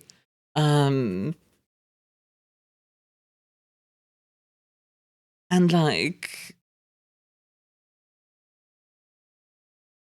they consider humanity a blight on the earth. Matilda not going in guns blazing is very atypical of them, for sure. Werewolves in general, but especially them. That being said, you know, considering Matilda Wild and how she could barely write, from what I could tell, she might have been lupine, aka born as a wolf, which does track with red talons. Maybe she's a little bit like Kevin, sort of a red talon anti-tribu, so to speak. That is possible, because the thing is, okay, it depends on the canon we're talking, because in 5th edition, the red talons think the Weaver is the problem, not the worm. Which, if Matilda believed that, she would not be working with a Glasswalker. Like, the Glasswalkers are all over the Weaver. They love the Weaver. While, if it's 20th anniversary, yeah, it doesn't, like, I see why people would agree that it's, that she's a red talon, but like, I feel like we're missing a part of the story there, because, I don't know, it seems so... It seems not quite right, and I feel like we're missing something. I'm trying to think of, like... I mean, one of the red talon gifts is to, like, rot away, like, stone. Was the wall that she was rotting away made of stone? I don't remember. Maybe.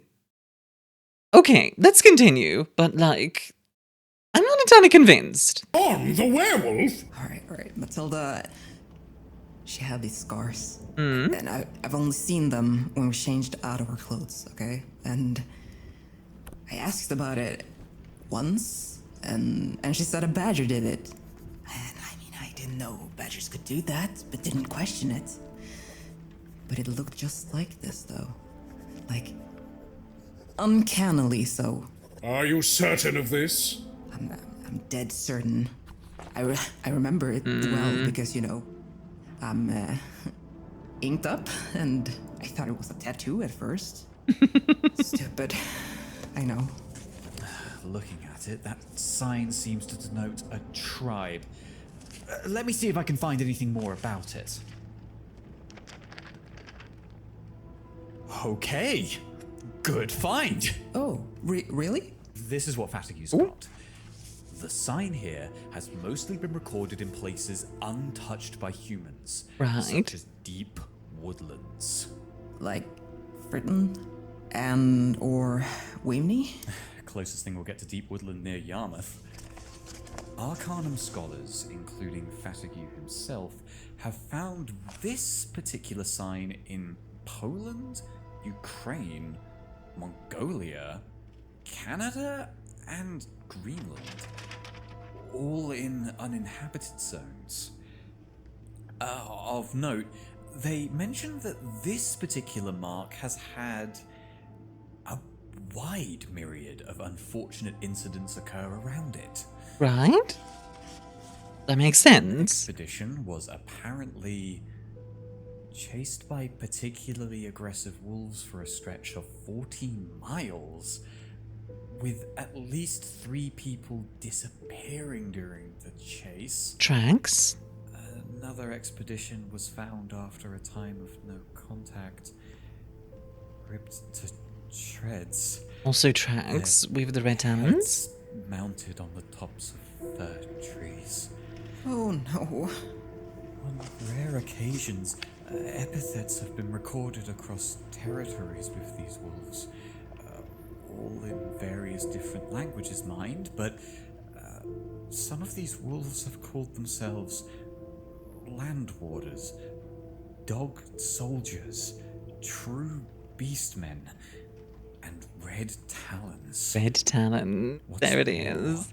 These wolves have been seen eroding inert materials, turning firm ground quicksand-like, and permanently transforming a person's mind to something likened to a feral animal, or even literally turning someone permanently into a wolf. Mm-hmm.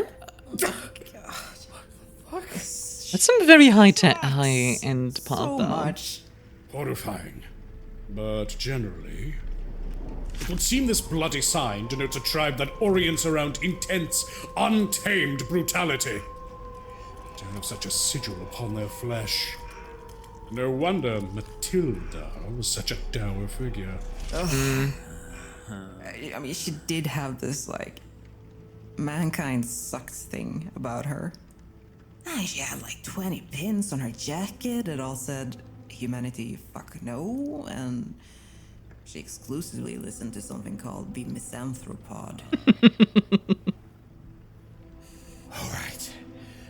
But there's got to be more here. Well, for starters, there's a probability we're dealing with a guru of this tribal sigil. The one Yep. on this page? That tracks. Weird marking. How do you figure that? And it looks kind of like a radio tower. I recognize one of the epithets here. Which one? I've had physical interactions God with this dang type it, Dee. before. In that time, I learned the name Glasswalker. And that is among the purported titles of this tribe, it would seem. A very interesting tribe. Okay. Fatigue notes that they differ from other tribes as they're found mostly in urban areas. Instances of their sigil have been discovered as graffiti in fast food joints, power plants, computer halls, and online forums. And furry conventions. Fucked up, is it not? Yeah. I could have been on Messenger with a werewolf this whole time. That is fucked up. They are assumed to be a very metropolitan and industrious tribe. This too reflected in their recorded abilities. Wolves correlated with this tribal sign have been seen controlling machines from afar with mere grunts, taking forth sizable items from thin air, stealing the corporeal likenesses of others. Oh my god. You know, the longer I look at the sign, I think I've seen it before too. Oh? This one too? Where? This will sound so stupid, but I was cleaning out the security room, usually Matilda's job, and I came across some cobwebs in there, and it was the strangest thing, because the cobwebs had this insane pattern. I'd never seen anything like it. You know, Matilda having access to the security room means she could have given access to that glasswalker. And as soon as he's in, I mean, that's all sorts of information he could have gotten. And I remember clearly that one of the patterns in the web looked like that. That all but confirms it. I pointed this sign out because I believed their influence might have resulted in the sabotage Marcus and Brockham reported in the security room. Yep, that tracks. Glasswalkers are internet-savvy dogmen, and as far as I know, seem to be distrusted for their connections to the technological witchcraft of man. Thus, Matilda was not alone in her infiltration. Indeed. One of her packmates was likely a member of this tribe. Okay, that's all well and good, but no, I just noticed something. What have you noticed? What? Badger, you left a post-it annotation. Look at what it fucking says. Black Shock. We Again need to check this. This topic follows us, it would seem. It takes us to yet another tribal sign. They apparently found this sign in several locations. Oh, which one's that? By the same werewolf. The signs followed something of a trail, starting all the way to the east coast of Sweden and going all the way here to Norfolk. So a tribe that travels then. That tracks. Familiar concept. And, as it would seem, Oh, that's cute art. this is one member who has journeyed far. Wolves who leave these signs in their tracks have been seen tunneling underground with unnatural rapidity and moving long distances in a single moment, coming upon their victim in the blink of an eye. Having a guru up in your face before you can even realize it is among the most deadly experiences I can imagine. Absolutely. Really quickly, just want to make sure this symbol, it's not Children of Gaia, they're not Gale Stalkers, it's not, definitely not Ghost Council. Heart Wardens wouldn't make sense. Are they Silent Striders? Ah, you know what? That's why I don't recognize the symbol. They're using the 5th edition symbol. I'm used to the legacy symbol. That makes sense. Right. Okay. Yeah, that tracks. Silent Striders are interesting because indeed, like mentioned, they are nomadic. And interestingly, that they focus on like the east coast of Sweden because, well, for one, that we'll probably get a Swedish werewolf. I wouldn't be surprised by that. Get some Alpha Busa in here. But also, remember correctly, let me double check. Yeah, Silent Striders do a lot of traveling in the Umbra as well. So that is interesting. Before you can even realize it is among the most deadly experiences I can imagine. I am feeling so... I know. I know. It would seem all instances of this sign have a similar pattern. The signers do not keep territories, but move across vast portions of land, often on foot or paw. But Why travel from Scandinavia to Norfolk? If you look here, it seems the same journey has been taken by several wolves, going all the way back to the Viking raids of the 9th century. That sounds like it might have some connective tissue with... The shock thing, right? But how? Yeah. In some interpretations of the tale, the Shuk legend came here with the Viking raids. Tracks. Informed by Norse mythology even. This claim is heavily scrutinized by scholars, however, but this part of history eludes them. It recontextualizes things. Is Marcus with the Black Shark? May our livers bloat with bravery. We will sorely need it in the coming hours. So personally, I don't think so, because if they were with Black Shark, then I feel like Marcus would, you know, bring that back that hunter you're holding. He might know something about Shark. I feel like they wouldn't say that if, although I guess if there's a black shark and a white shark, I guess it's possible. There. Fuck. Get it together. You're brave. Braver than anyone I've ever met. Aww. I know only one braver, and we're going to get him soon. Cute. Thank you. There are many other tribal signs with their own unique findings surrounding them, but these three seem most relevant for now, yeah? Let us learn more by listening to what comes next. You're right. Let's do it. Record 8. The Tribe. Dear audience, I report to you now from a jungle village housed by one of the local mountain tribes.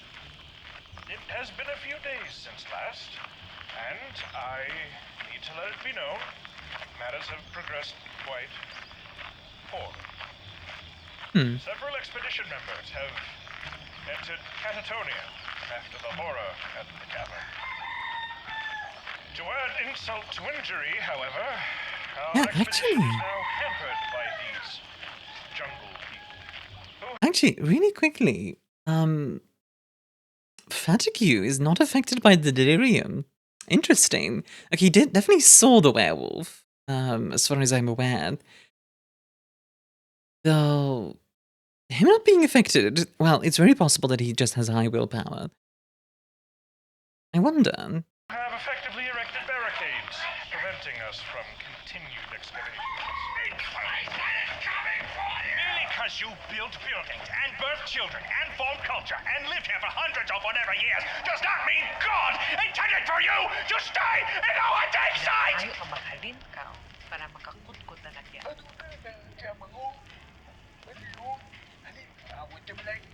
The tribe leader would like you to not dig up their home.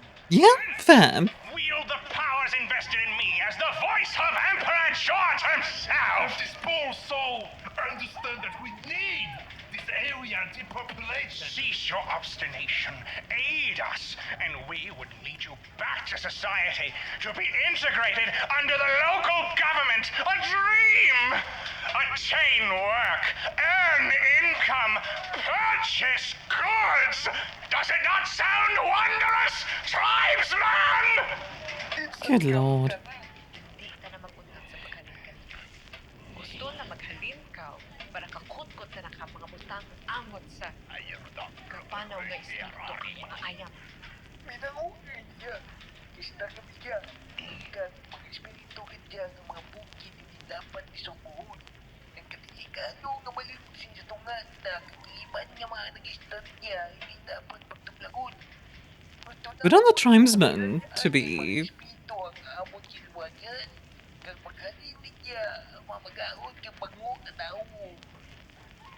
They will consider your Yeah, request if you set up camp at what they call the Ravine of Friendship. The Ravine of Friendship. Yes, sir. It is a place reserved for friends. Marcupo, are you planning something? Are you planning an ambush? I am a friend. It is said to be a place where dogs dare not tread. Holy ground. Monsieur Fatigue, holy ground, they say. Oh, Goomba, you are incorrigible. They ask you remain near the ravine for 3 days. What? Oh, God. For their deliberation. 3 days? Kill me. My weakest suffer elephant skin, jungloid dysentery, and early onset melancholia. So our expedition must continue. 2 days then? Well, 1.5? No! There's no reasoning with jungle savages. Mm-hmm. Leave this godforsaken hut. No effort either for you. I don't think I need to say anything about Chronic. I mean, I'm sure you guys can tell I do not approve of how he acts. As I hope most people nowadays wouldn't. I mean, these are... This is their land, like... Adapt to their ways.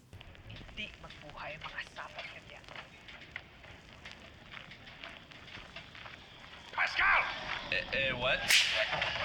You stupid boy! You dropped the shovels! I dropped them because you slept. You talk back, you back talker! If you want your father to receive a decent review of your efforts from me, and you better kneel before your betters. Is that understood? Good lord, the abuse. In English! Yes, Lord. Vernon, we go. Pascal, old chap. Oh, Pascal.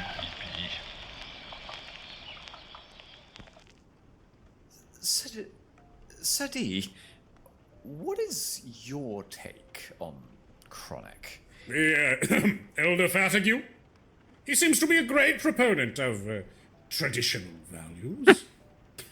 And you know what I think about traditional value. I couldn't agree more with you, D, in this specific case. You know what? Yeah, why am I wasting time on this? Moving on.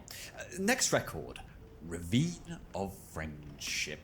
Hell, these goddamned flies. Oh, there we Flies are. again. Hello, audience. We have temporarily set up camp at the so-named Ravine of Friendship.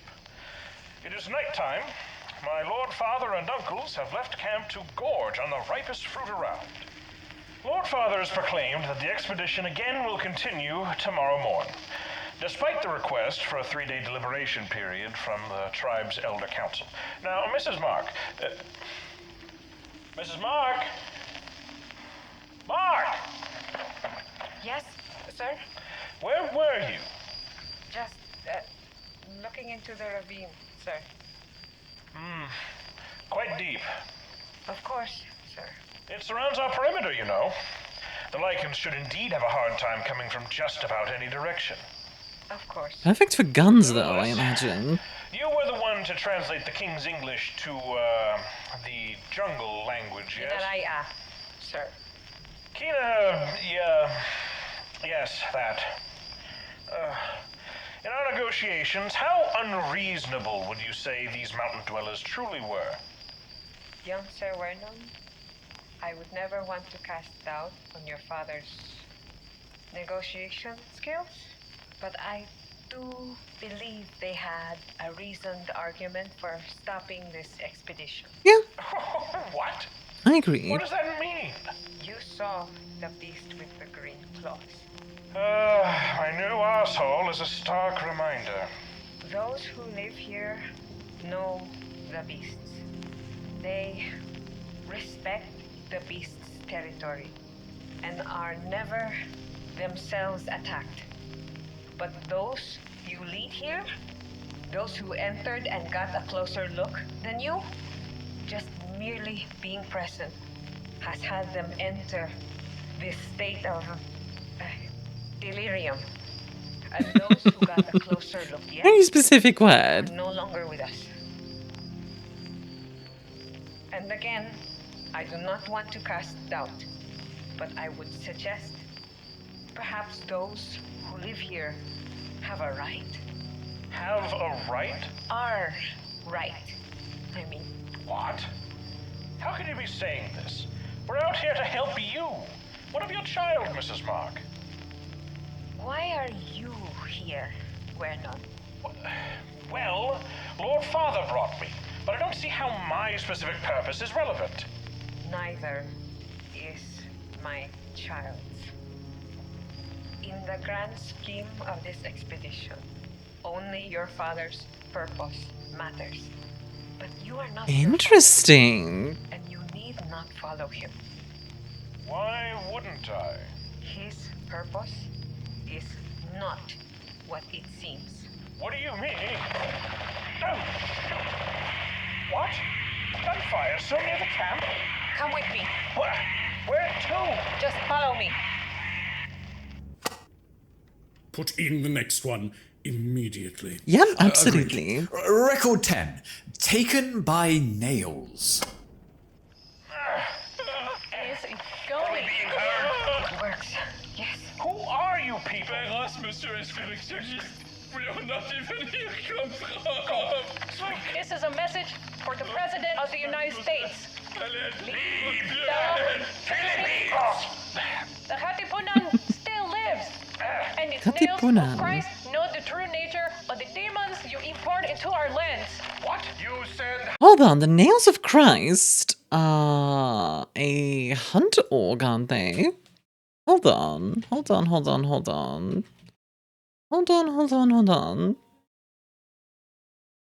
And the Katipuna are a revolutionary organization that I'm gonna need to be really specific because this is like a history I've read about once. If I remember correctly, the Katipuna was first anti... Yeah, they were first supported by the Americans in the Spanish-American War. And then after America took control of the Philippines, the Katipunan started fighting against the... what's the word I'm looking for? Against the Americans. There we go. Sorry, there's a lot of background noise here, so it's a little bit hard to focus. I do apologize for that. But let's continue. Hounds of Satan! Hounds of Satan? Godly magic! Yes! You kidnap and murder! You take our children! What? What are you possibly... Saying hounds of Satan, you take our children. Stolen Moon? The camp blew up. Yes! Explosion! Suffer, devil's boss! He will have us overcome you, as he once helped David overcome Saul. And for these children... They are the colony of this pack, yes? Yes. A message for the leaders of your invasion. We have your children. If you do not return our... What? Uh-oh. Where the bloody hell did that come from? River Serpent! Hound! Hound! Positions!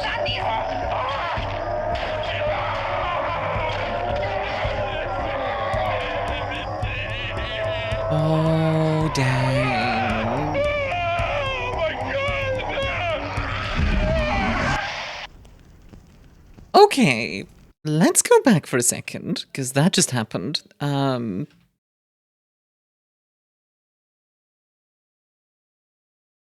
want to look at this frame by frame, if it lets me. Sometimes the controls are a bit difficult. Sorry about that, folks. Oh, human hands. That's a stolen moon. Yeah, it's slouching skin. Because it's wearing the skin of the Garou.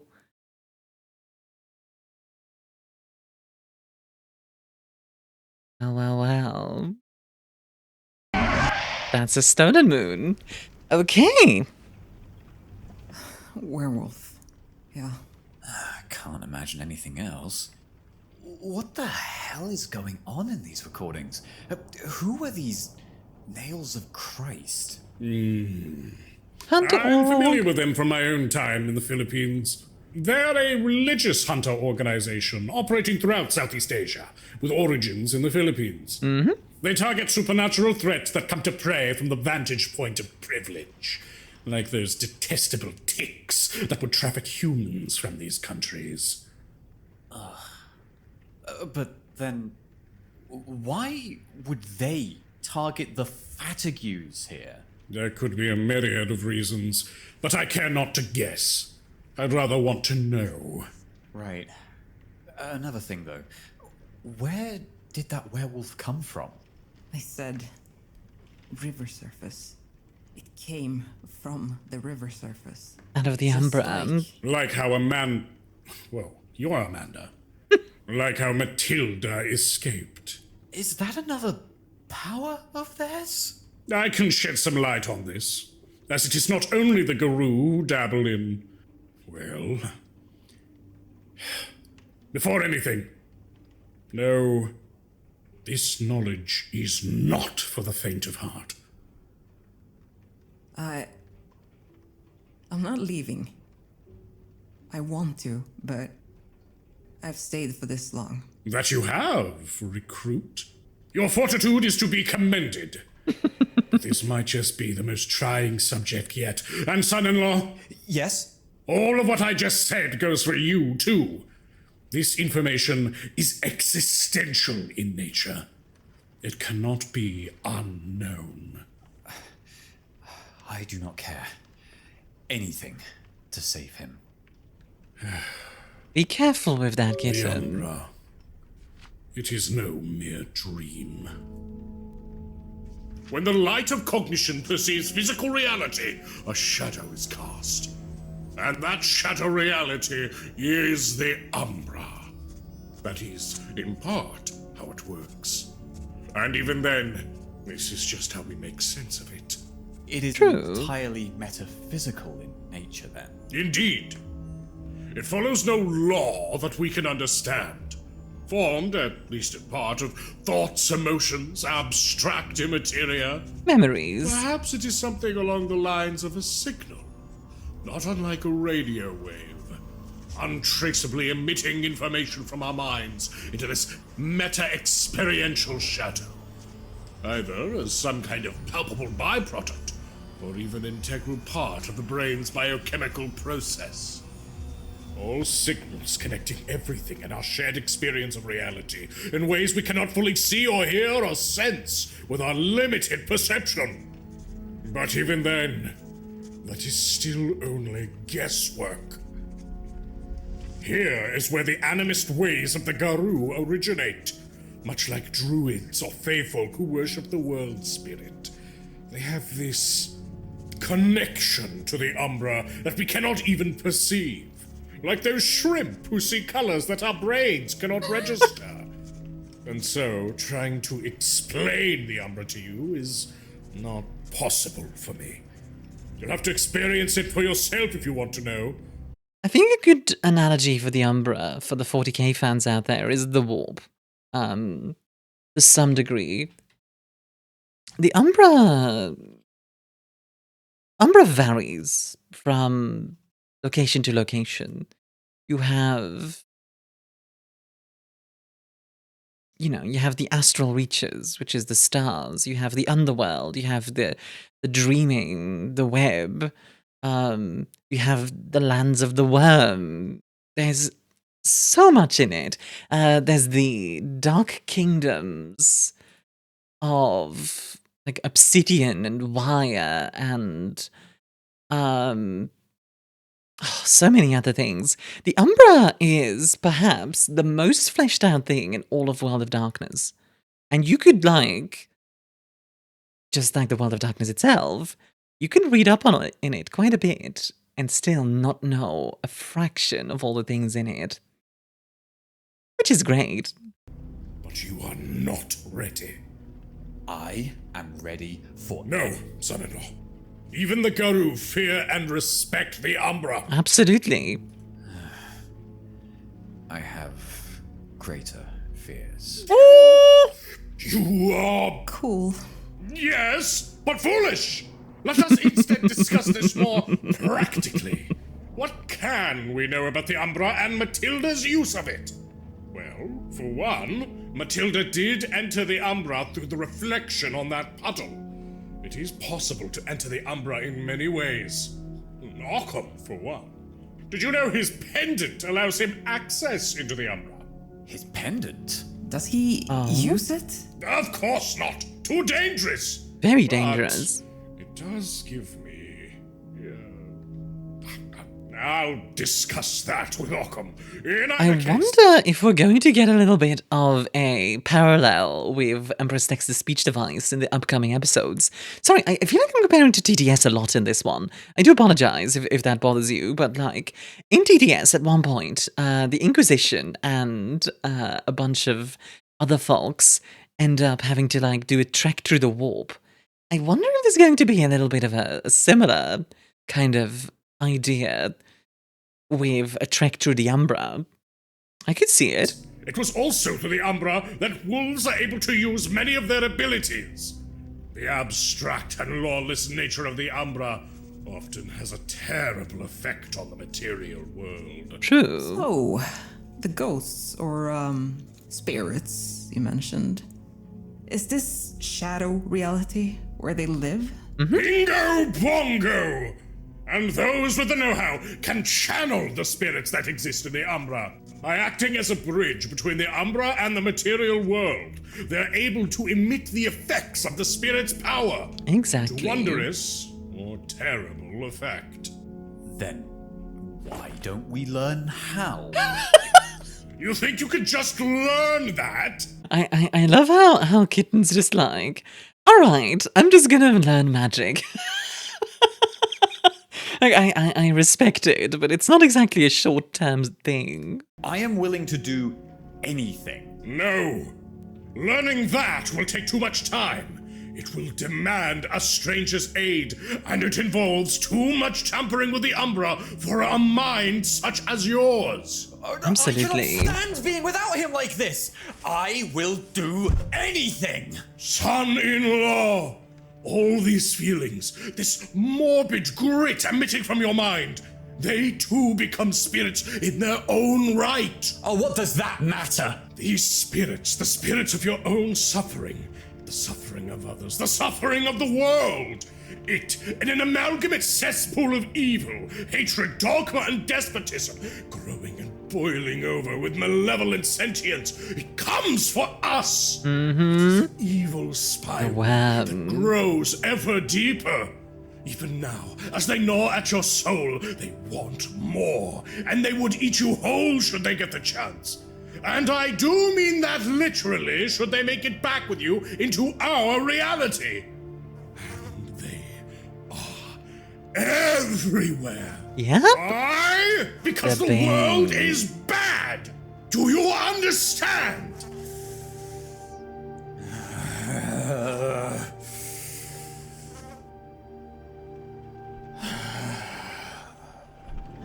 I think I'd rather not exist in this reality anymore. Okay, first of all, holy heck, Amanda. Second of all, I really want to point something out because it's important. Notice the fly sound in the back. Associated with Pentex, associated with the worm. What are you saying now? Amanda. My parents chose not to. Oh, God. They couldn't stand this reality. As someone without a place or chance. And that was them facing mundane things. You're right. Maybe they were right. I cannot stand to be all alone again. Are there actually monsters under the bed? Alone with demons. Are there demons? Nothing worked anymore.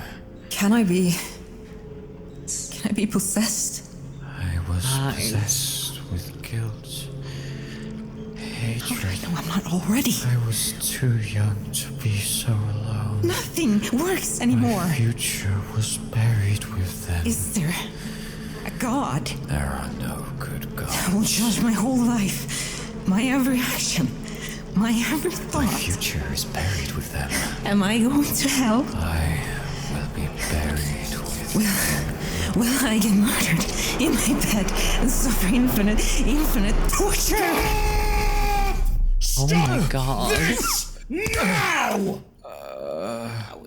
Marcus will live! You will live! You will not go to any hell! And I will teach you to strangle gods and demons and monsters with your bare hands! Heck yeah. The world may be bad, but the Hunter's way, my way, is to make it better, Heck even if yeah. it so involves a few righteous murders. Now get up and give me your war cry! Let's go. No! There you go! Drown this sorrowful serenade in bouts of adrenaline! It will be all we survive on in the coming hours. Patrick wishes to teach us more, and we will listen. Next, we may just learn how to best survive our encounter. Because the next record here, it's called A Werewolf Defeated. Shall we learn? Yes! Okay, before we learn, I just want to say thank you. Finally, we get D at his best. D, in my opinion, is not at his best while investigating. He's not at his best while bickering. He's not at his best while fighting, even. He is at his best when motivating people, when believing in humanity, when really strangling the worm with pure will to not give in to those dark, suicidal, horrible thoughts. He just breaks right through, and I love him for it. It is fantastic. My goodness. Now, there was a lot being said there, and I just want to mention a few things. Amanda's parents being gone is horrible. And I do feel bad for her, but I want to focus on Kitten for this. I was possessed with guilt. I was too young to be so alone. My future was buried with them. Makes me wonder, who were Kitten's parents? Because that will make a lot of difference, I think. All right, let's get into it. Filled with murder. Good! And you tell me if you're feeling death-driven again. I'll make you perform my most devious self-care methods. One involving the cobra. Cobra? Yes! Thank you, sir. What, the dance? This needs to be recorded. What you may have heard previously was me, Mrs. Mark, and Pascal, kidnapped by insurrectionists. The cliff face we had our camp on was rigged with explosives. Oh, wow. The tribesmen conspired with the insurrectionists, and so many are dead. We are the only ones left. I do not know where my father is, nor my uncles. We escaped, by the grace of God, for our horror came out of the jungle. A lycanthrope of the worst fashion I have ever seen. It came for the insurrectionists and slaughtered them all.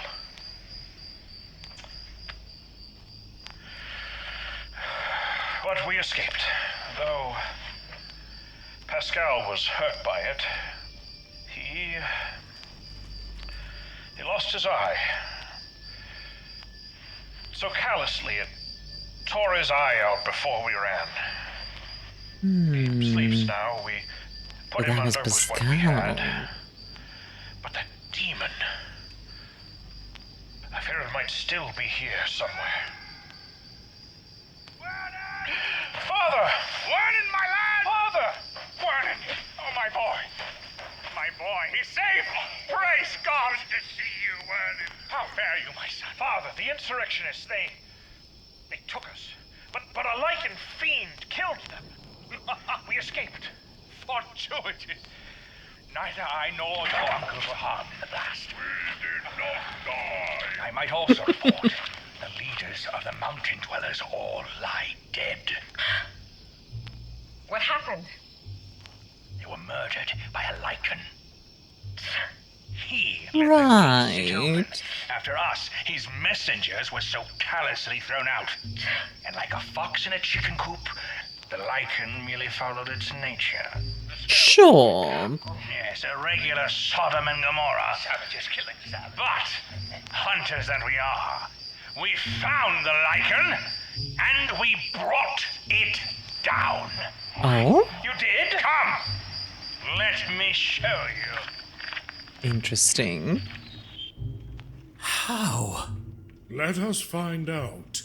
Turn the record.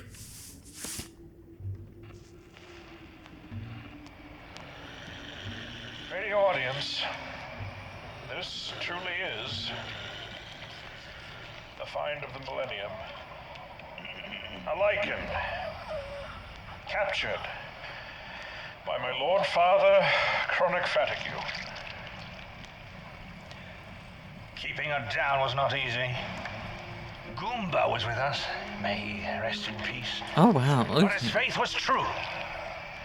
This true faith compelled the lichen, shackled it, held it in place for us to stake it with spikes of silver. That is a real thing, true faith. So, interesting that Goomba had it. I suppose a lot of the Society of Leopold does have the faithful among them.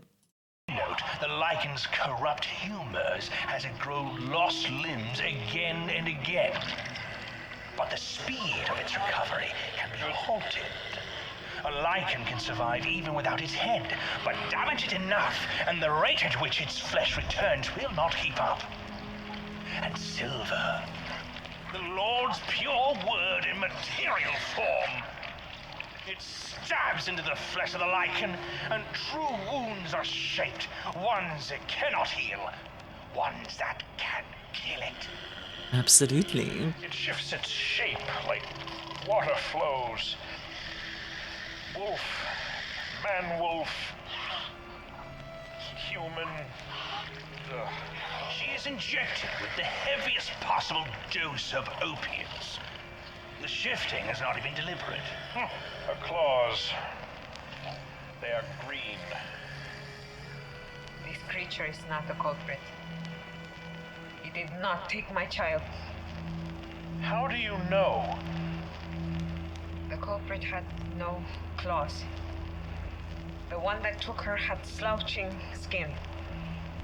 Human hands. Human hands? What did I tell you? Even these fools could jimmy a werewolf. That brings some comfort. Is there anything in the tome regarding a werewolf's form? There are 5.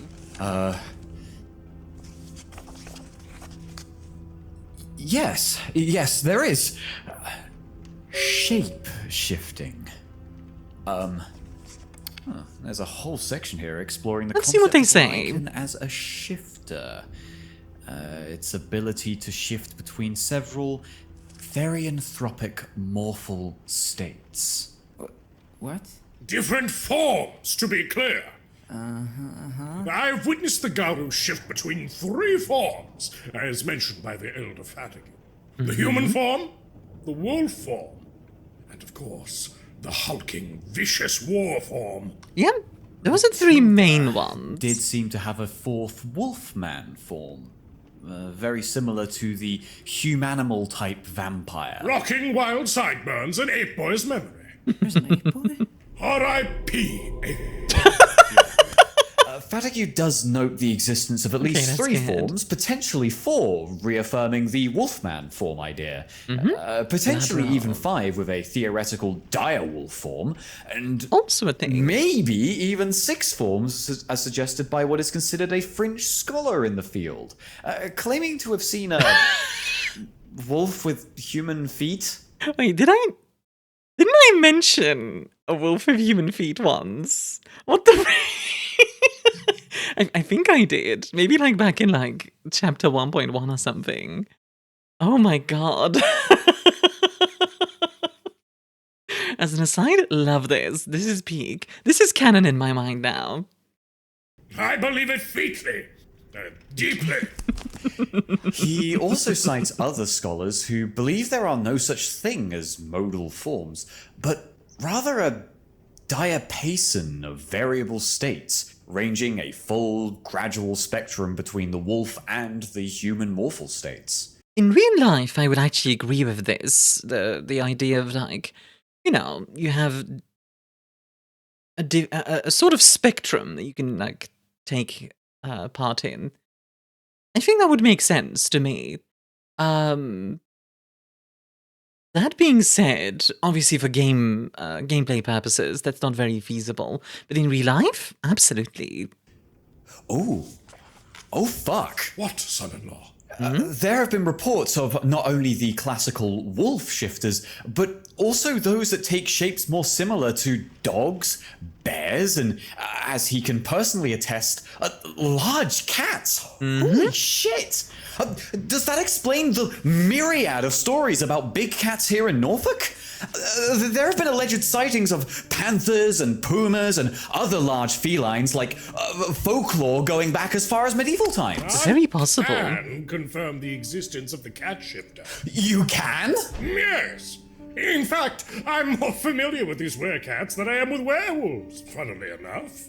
Less, extreme danger in proceedings. Tracks. What's more, I've also been witness to were-ravens, were-sharks, were-spiders. Spiders? No. Fuck off. What? How does that even work? Son-in-law, how does time work? Because I don't think it does. Valid. Will the rescue operation for Marcus have to deal with both werewolves and werecats, though? As far as I know, they usually do not commingle. Much like the funny cats versus dogs filmograph. Well, Cats and dogs living together. Mass hysteria. Fatigue says, whilst rejected by the scholarly consensus on the subject, he has personally witnessed peaceful interactions between lycanthropes and Iluranthropes in the East Anglian territories. Right, yeah. Cats and dogs living together. Oh, god dang it. Mass hysteria. God dang it. I still do not think we have to worry.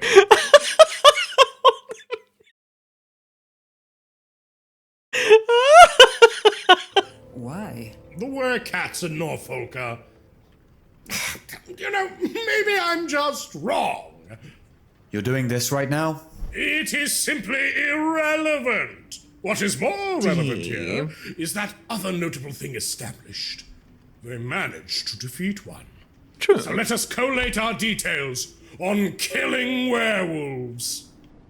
And indeed, it is good to remember. Silver. Wits. That must be our way forward. That reminds me.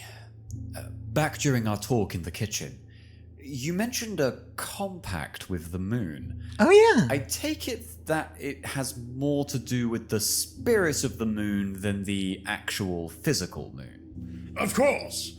There is a connection between the spirit Luna and the wolves, just as there is between the world spirit and the wolves. werewolves. Mm-hmm. But what exactly that connection or concord is hard to grasp. As with everything else, there is no hard set truth. I can maybe tell you a little bit more. Luna is... How do I explain it? Luna is one of the most powerful spirits out there.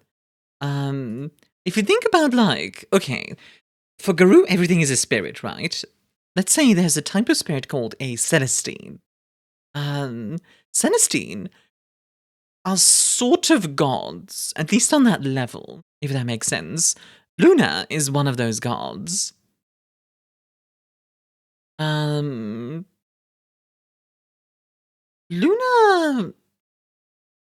is weird because, like, there's quite a lot of stuff around them. For example, Luna is one of the beings that actually gave Garou their rage, if I remember correctly. It depends on the interpretation, because sometimes they say Gaia, sometimes the worm. And I think... you know...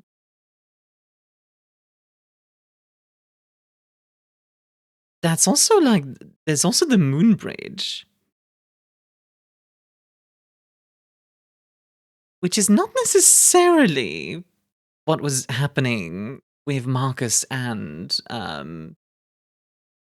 Matilda, but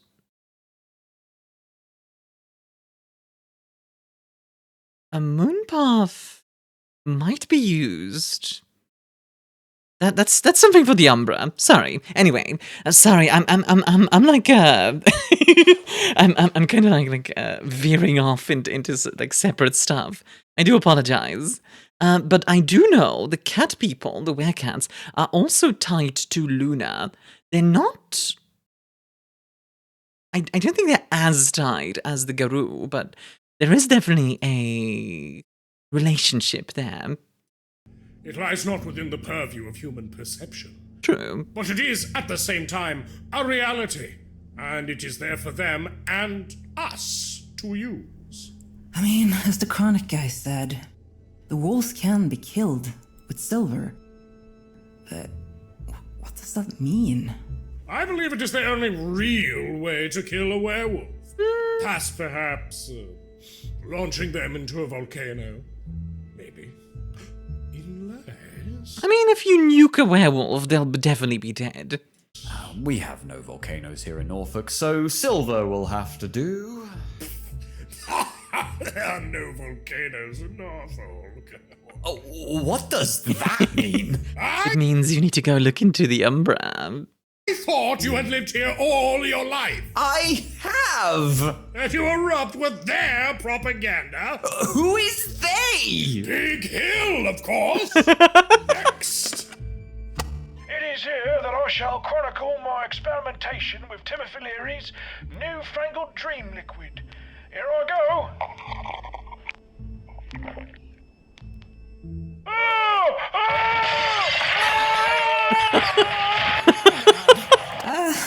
Sorry. Wrong one. Here. This is the one. Yeah, here. Oh, this one's labeled Oculus Imperium. Ooh. God, so much information in this one. Oh, I am not all there today. Barely even care for all the flies trying to nuzzle my scalp. Again with the flies. Preparing the last dig site in the village. I don't really know why. I mean, we've captured a werewolf. I don't get to see it, though. Father has sequestered it, and now insists we are to continue our dig. What is the point? We have a werewolf. Why are we tearing this village apart? I suppose I could, By Jove! If I could just use the Oculus near the dig site, perhaps I can see why. Let me just, there it is.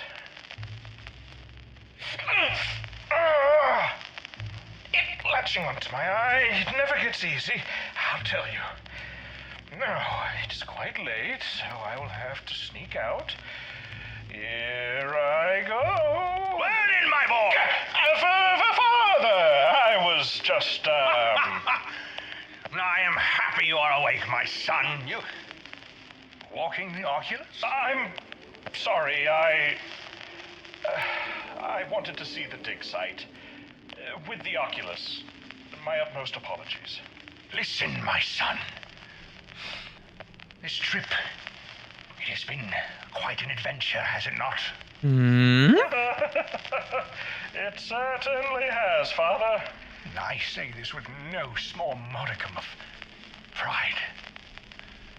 You, Wernan, you are on the threshold of manhood. You are about to become a true heir to the Fatague legacy. You are about to change forever. But for all this to Change in what transpire, way? there is a final thing you must do. What do you mean? To share in the family legacy, you must share in the family secret. And this is nothing you will tell of to anyone. Ever. Can I have your undying oath, my son? Of course. Stolen I'm moon. just so surprised is all. Oh, don't worry, my boy. I was just like you when my father sprang all this upon me. But it is important that it happen now. In fact, it is the very reason we came to this land in the first place. What? Meet us by the dig site in an hour. Me and your uncles. Yeah, that makes sense. Carry, my beloved son. I am so happy to have you as mine. Thank you, Father. See you soon. Oh, this is exciting! Yeah, that makes sense. This basically, like, already confirms my suspicions. I am sure we're going to get more on it, but yeah. I'm 99.99999% sure at this point that Chronic Fatague and the Fatague family are stolen moons who literally, as part of the family tradition, go out, find werewolves, and then the next generation puts on the skin. Horrifying. Effective, though. God, please. We're none. Am I to jump at everything tonight?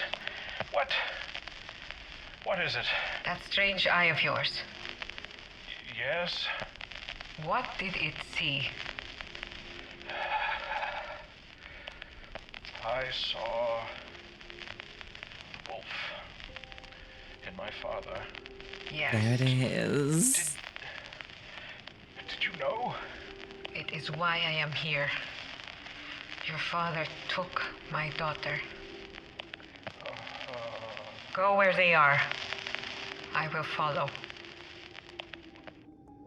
What doesn't make sense to me is that Chronic, like, why did Chronic take a daughter?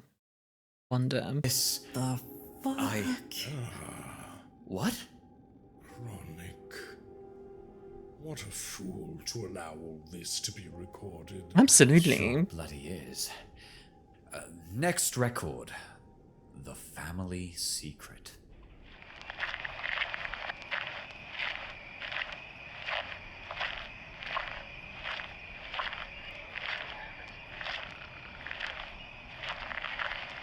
Now, before we get to this, there's a question.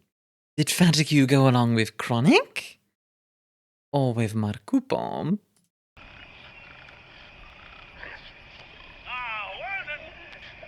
Come, my son!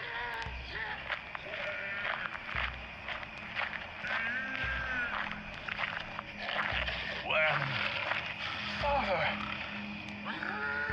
What have you done. Have you ever wondered about your lineage? What do you mean? Have you ever wondered how we normal men of the United Kingdom could ever best such ferocious beasts of hell as that you see before you?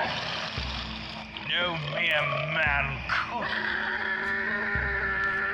These creatures are warriors of Satan herself, cursed with the strength and intent to murder 1,000 men and live. And so, Vernon, what could a mere man do against the evils that would prevent him his right? Right. I figured you, my Lord Father, Lord Uncles, were no mere men, but blessed by God to stand against the darkness. Yes. Yes! In a way. You understand, my son! See my progeny and his understanding of our world. My son, let me tell you. You have set all the pieces in place by your own. There is just a single piece left that we hand to you now. The way we have been blessed, our humors unconflicted, our will fair and our rights true. We have found the way to take the wolf from the lichen and use it in the name of God. Take the wolf? Horrible. It is what we ask you do now. This green-clawed lycanthrope, suffering the devil's melancholia, it is an evil curse that you, in the furnace of your righteousness, must convert into a just cause. And how would I do this? Vernon, you must skin this beast. Wear its hide as your trophy. Take its power as your own. Skin it? Moscow, Mental, would you prepare the brew? Yes, Gratis, of course. The brew. These kind of rituals are horrifying every time. What are you doing to it? From kidney or spleen, the melancholic humor, black bile, shall in its plenty be extracted, for it is the source of the condition. Fat of lamb and blessed water will drive the devil from the blend. You must drink under the light of this full moon, as you wear the skin of the beast and recite the prayers you know from childhood. And so, my son, you will claim this creature's moon. The devil will be exorcised as another wolf of God is born. The powers of deep lycanthropy, cleansed by the blood of Christ and injected into his fiercest warriors, so we may continue his war against the devil! God. I have a question. Of course, my child. It is only natural. Was it you who saved us from the insurrectionists? Oh, a smart boy if there ever was. Of course you would recognize your father, even in his war form. Why did you rip Pascal's eye out? Pascal? Oh, don't pity him. I gave him a gift. He survived an encounter with the most ferocious beast in the world. I see. That, too, will become his legacy. this feat will bolster him and his lineage's resolve for generations to come. Did you kill the tribe's elder council? What? What is with these questions? They died as they lived. Against God. Did you steal Mrs. Mark's child? Oh, well, Did you steal all those children? It's sin to misspend empathy as you do. The children had to be relocated to motivate their dullard authorities to let through our expedition without issue. Sharp as you are, you yet seem to miss my true point. The eradication of devilry is all that matters. We have inherited the earth from our forebears, and embracing their legacy, we take back the night. Horrifying. And you too will take on this legacy.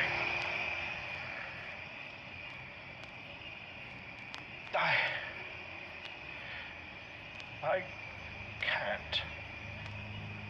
What? I said I can't! What? Are you defying me? I thought we came here to save this land from monsters, not become ones ourselves! My word! How dare you! I did not understand, but now I do. This! Warden! This is no legacy worth upholding! You insolent, godless little... What? Insurrectionists! Wrecked. Mrs. Mark! Behind us, child! Get him. A note in the margins of the great ZeroBusterXZ legacy! I think he's about to get wrecked. This is. Wow. I don't even. I understand why Farq left this behind. Yeah, same. That is quite something. 2 records left here. And also, This- I called it. Sins of the Father.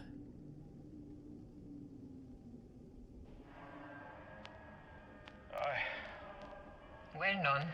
Fatigue. Mrs. Mark, I'm sorry. I didn't mean Mark to. is not my name. Stop calling me this. Markupo?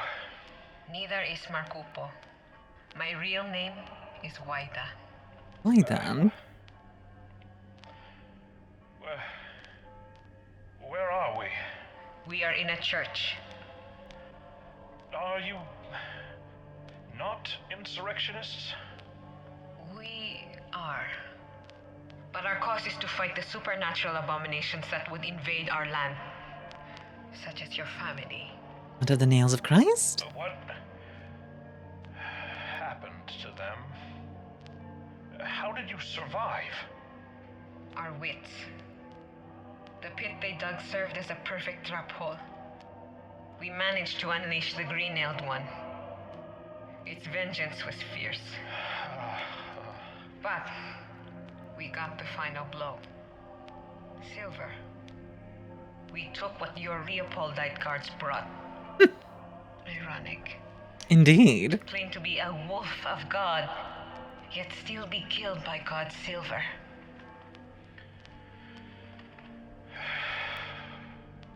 Will you kill me next?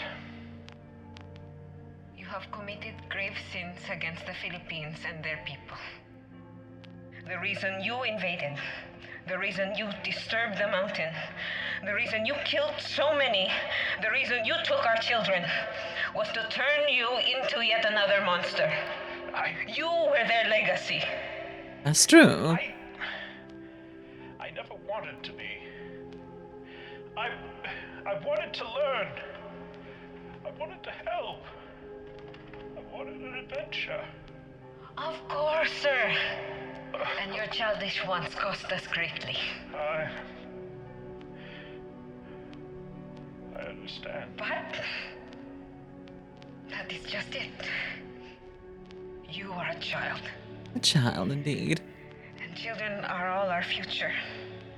And Much as they stole our future from us, we shall steal theirs in turn. What of your child? We found her. Oh, She is alive. that's good. Thank God.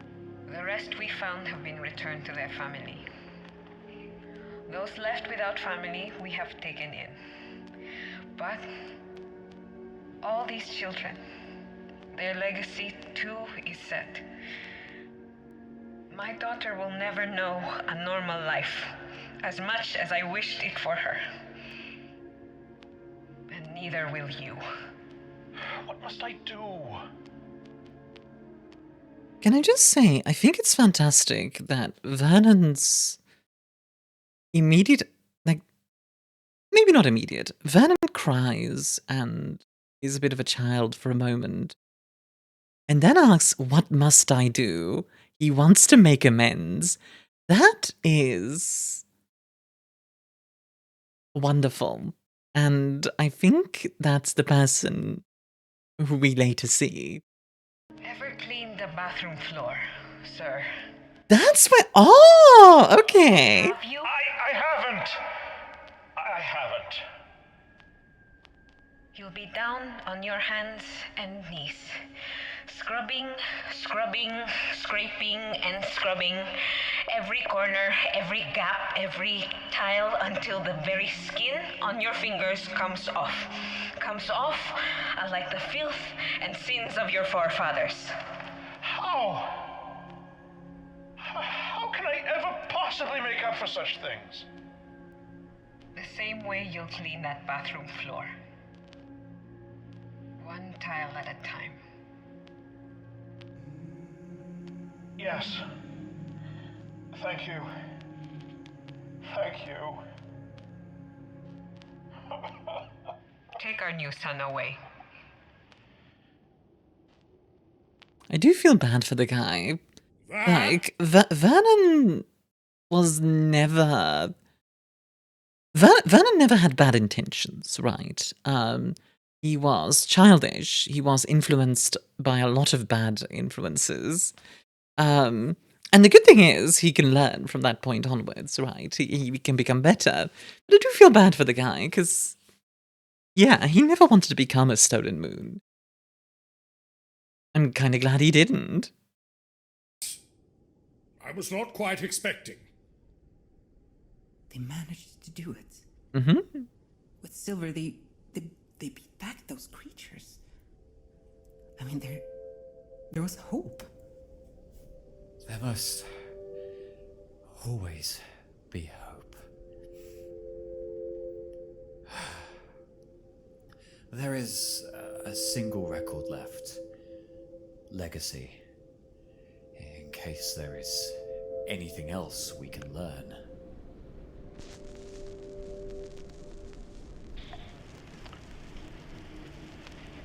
Penis, cock, balls. Oh, good times. Now, with that bit of levity out of the way, Arkham, my lad, this is all likely a lot to take in. I indeed became part of the Nails of Christ Hunter organization after all this was concluded. Your granddad was rescued and returned to the Arcanum colony by a lance of Leopoldites sent by his brother. The Leopoldites were obliged to save him, as you know. Odd, and maybe a bit illegal, that. But he would have died if it weren't for that bloody contract. The Treaty of Liège had Pascal well covered. Treaty of As the Liège. only other survivor, Pascal, of course. You know, Liège was mentioned by Dee before. Liégeois is someone who lives in Liège, Belgium, and honestly hasn't had the sense to leave yet. I wonder if there's any Treaty of Liège in...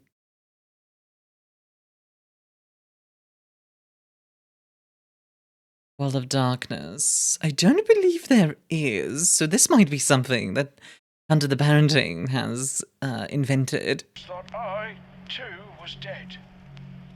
As serendipity would have it, I had managed to finish my tenure with the Nails of Christ after 20 years, mere months before the Japanese invaded the Philippines that year. For 2 months I agonized over my return to England, only to find Yarmouth torn apart in the Blitz. I was surprised to find not only the chapter house, but also Pascal, still standing there. He was shocked, to say the least. Yet still, he welcomed me back to England, to the great Yarmouth chapter house, with open arms. By then, he was Chancellor, could silence anyone's nosy questions on behalf of our long-standing friendship. And from there, I used the accursed knowledge my family had wrought. I tried to put it to better use in our little chapter house's halls. Let me say this though, lad. Welcome.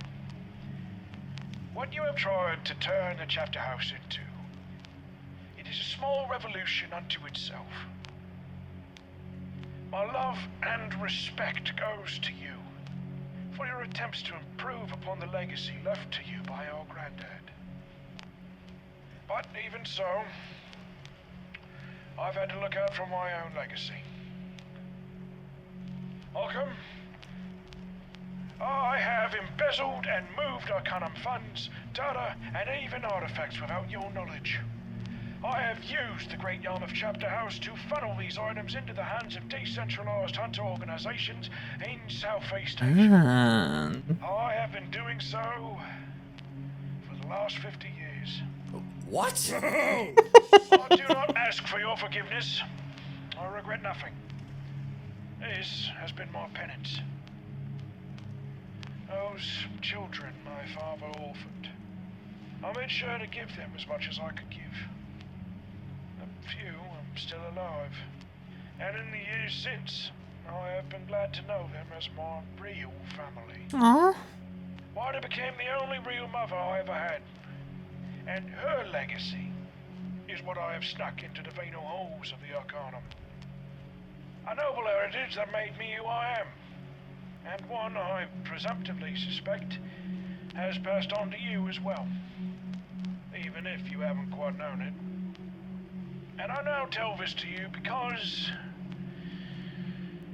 I think you would be the only one to not reject this legacy, even after learning this new fatigue family secret. I do love Remold.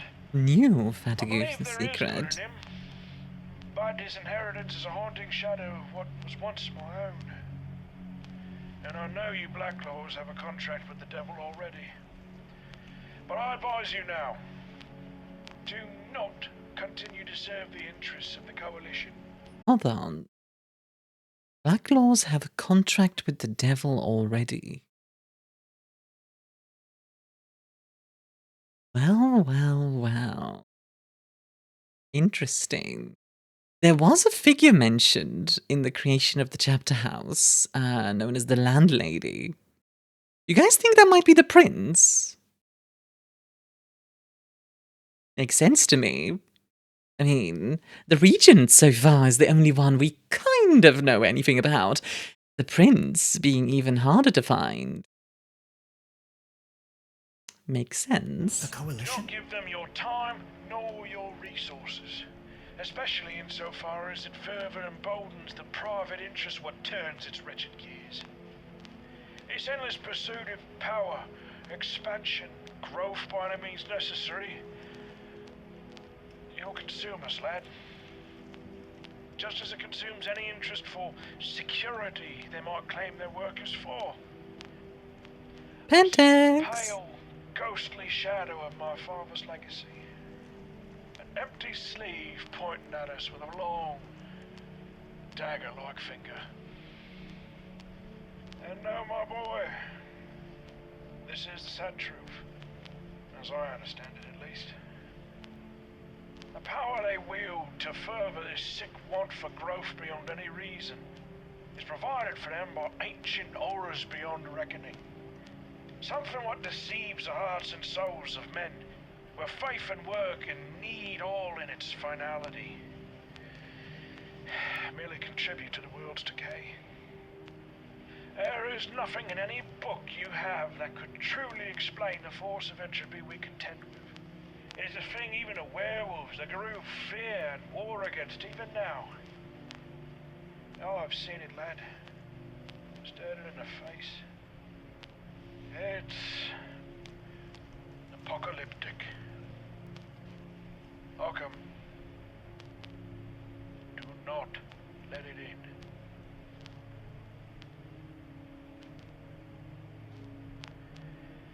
You're a good lad. I trust you'll do right by us. Goodbye, my friend. And think about this. He was an ally. Peachy was an ally to the wolves. And they killed him.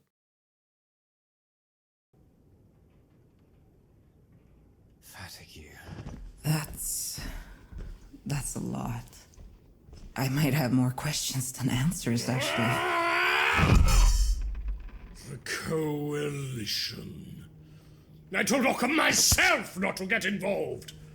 They're more trouble than they'll ever be worth. So, does that mean Matilda was here for such a long time because the Arcanum worked with this coalition?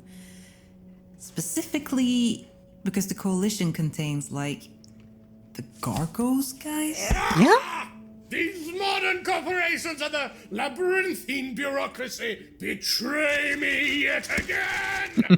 I can't believe I have to stop eating canned food! Why are corporations getting in on hunting supernaturals? Well, think about it. Like, a werewolf wrecks a fulfillment center somewhere, and Amazon decides to buy a few, mercenary contracts with some very heavily armed people to kill some wolves. Gotta make sure it doesn't happen to the next one. I mean, what's with that stuff about ancient horrors? And poor Marcus is now in the middle of this vile conflict! The wolves! Stupid idiots! They do wage a war for the survival of the planet's very soul. But to polite society, they mostly look like trouble for the bottom line, see? And, well, son-in-law, as you know... What do I know? It is quite common for powerful vampires to put ghouls inside of stupid, awful institutions like the ones that make up the Coalition. They then direct these, their own little piece of the Second Inquisition, towards rival vampire groups in their own territories. So, firms who have their stocks tanked by wolves are joining the Coalition for much of the same reason. Exactly. Fucking hell! But wait. That ought to mean the aid we might get from the Coalition could be quite substantial, yeah? They could be easily manipulated. The orgs that make up the Coalition are primarily interested in hunting vampires. But when you can't even tell the difference between a humanimal-type vampire and a werewolf, any supernatural becomes fair game by necessity, yeah? Including gnome! Everything is a blank body to them. And if they want these freaks gone, they're gonna need to deploy the big guns. It may well be, son-in-law. That is a risky proposition, to say the least. Also, something that was mentioned there. Actually, I assume it's going to come up in a bit. Let's continue. Keep what Fatic just told you in the back of your mind. The malign spirits lingering all around us. That ancient evil that would consume us all. We would fight on its side to save Marcus. Sir, if that is what the werewolves war against, and this thing is in control of private corporations as large as Granddad's foodstuffs. What does that mean? There are forces out there that seek to murder the world and her children. Accurate. Bring forth an apocalypse. And surely there are many complex facets that would lend themselves to this end of ends. I figure there's some fundamental spiritual rot brought forth by reckless greed, dogmatism, environmental tell us. plasma, televisions, and golf. And that's the problem, damn it! Fighting this is genuinely noble. It is. That is why I do not fuck with werewolves. But then they come along, kill someone who advocates for them, and steal my son! What a fucking They're idiots. nightmare.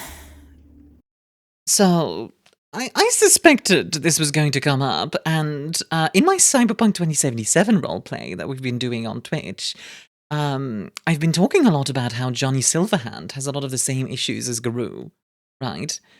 Like, for those who don't know, in Cyberpunk, Johnny Silverhand, like, you know, burns everything down to the ground, and Arasaka, one of the big corps, just pops right back up, as if nothing happened. And that's the point.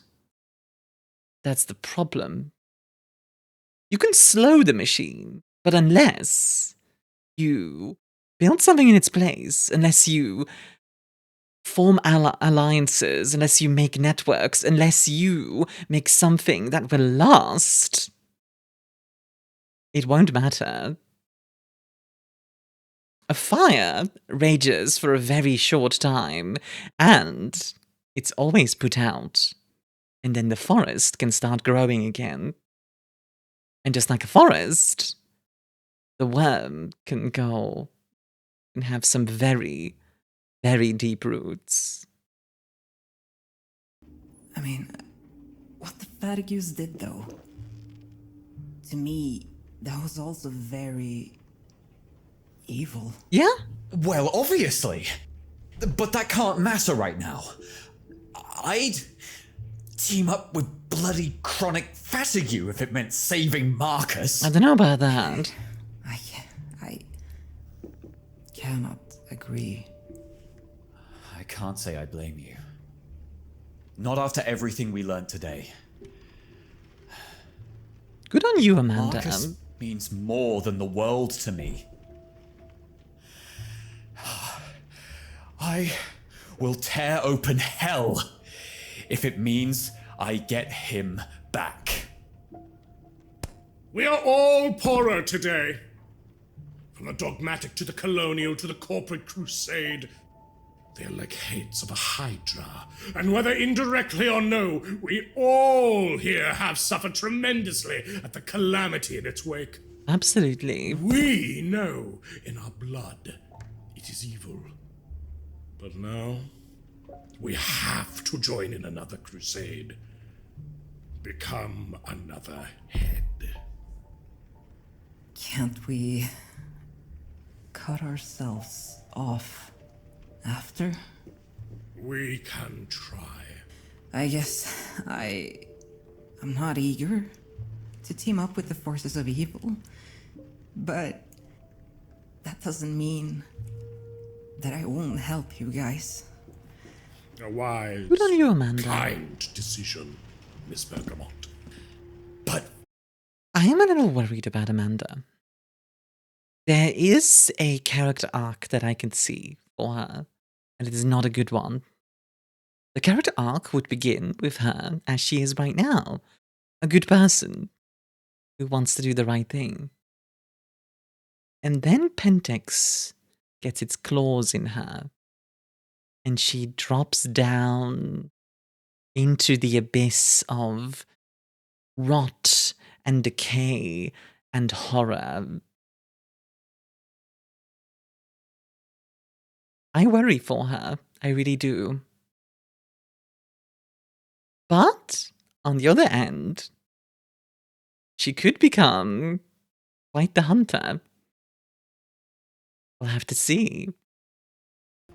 Fuck, if these lichens aren't the biggest idiots on the face of the planet! That is all I hear! For every wolf who exclusively puts an end to entropy-worshipping oil barons, chicken racing their oil takers off the coast of Madagascar, there's also that neo-pagan theocrat cleaning out a wage-slave warehouse in a town called Dinkle because they happen to work under demon-infested management. And that's what happened tonight! Yeah. They fail to build their own coalitions. They fail to make distinctions. They fail to understand. And through this failure, proud wolves become thoughtless, rabid hounds. I have no qualms putting down these straggling Norfolk dogs, leashed as they are to their self-made apocalypse. Yeah, like, that's the thing, right? The werewolves have caused this in a lot of ways. Sometimes quite literally with the Black Spiral Dancers, but beyond that, the Impergium was the killing of millions of humans in a time where there were only millions of humans. There was a time when werewolves would kill every other shapeshifter around, including were-ravens, were-spiders, were-whatevers. It doesn't matter. That is why there's so little other shifters now, because the wolves killed them all. Not just Pentex, not just hunters. The wolves. And that's just it. As a werewolf, in Werewolf the Apocalypse, you are fighting for a lost cause. The point is that the way you fight is sometimes not with guns, bullets, claws, and silver. Sometimes you fight with a pen. Sometimes you fight with brick and mortar. Sometimes you fight with organizations of your own. The coalition representatives are here. Meet us downstairs. I hear you. The coalition. Well then, this is how it has to go, I think. Is it gonna be Blair and... what's his name again? What's the wizard's name again? Are they going to be the coalition representatives? Ooh, we'll have to see. Let us go and meet our allies.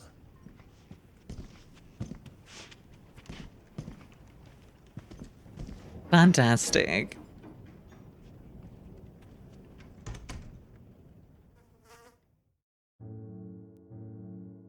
Wonderful, wonderful, wonderful stuff.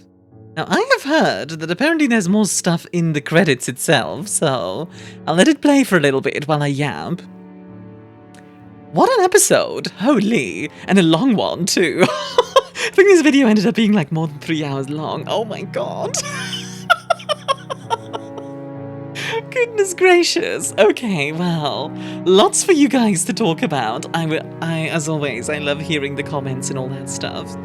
I have to say that the production quality of the show really did spike after Chapter 5. Like, it was already good, right? I'm not trying to say it wasn't, but it's just... ooh. So good. Very impressed.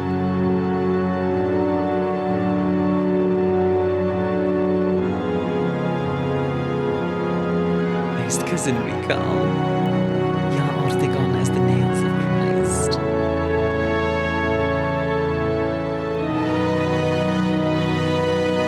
Much thanks to Blessed for spotting the ending of the classic film The Odd Couple during our monthly mood.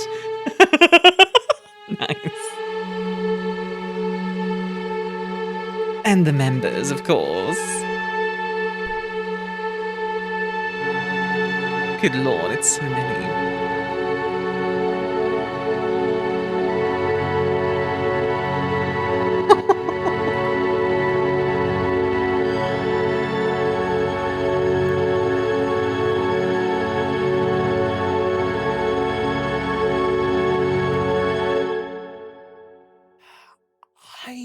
think it might be worth finding out the particulars of the Garou, yeah? Looks like we're a bunch of real hunters the parenting. Living in a world of darkness. Guess we better hunt these werewolves before they cause the apocalypse, don't you think, dude? Amanda, I'm sick of these vampires and their The Masquerade. You know, in a way, this team does kind of form a sort of some kind of Suicide Squad before they go. Hilarious. Good one. Good one, guys.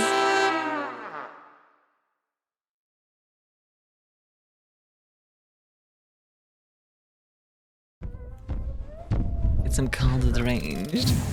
What you got? Welcome, everybody.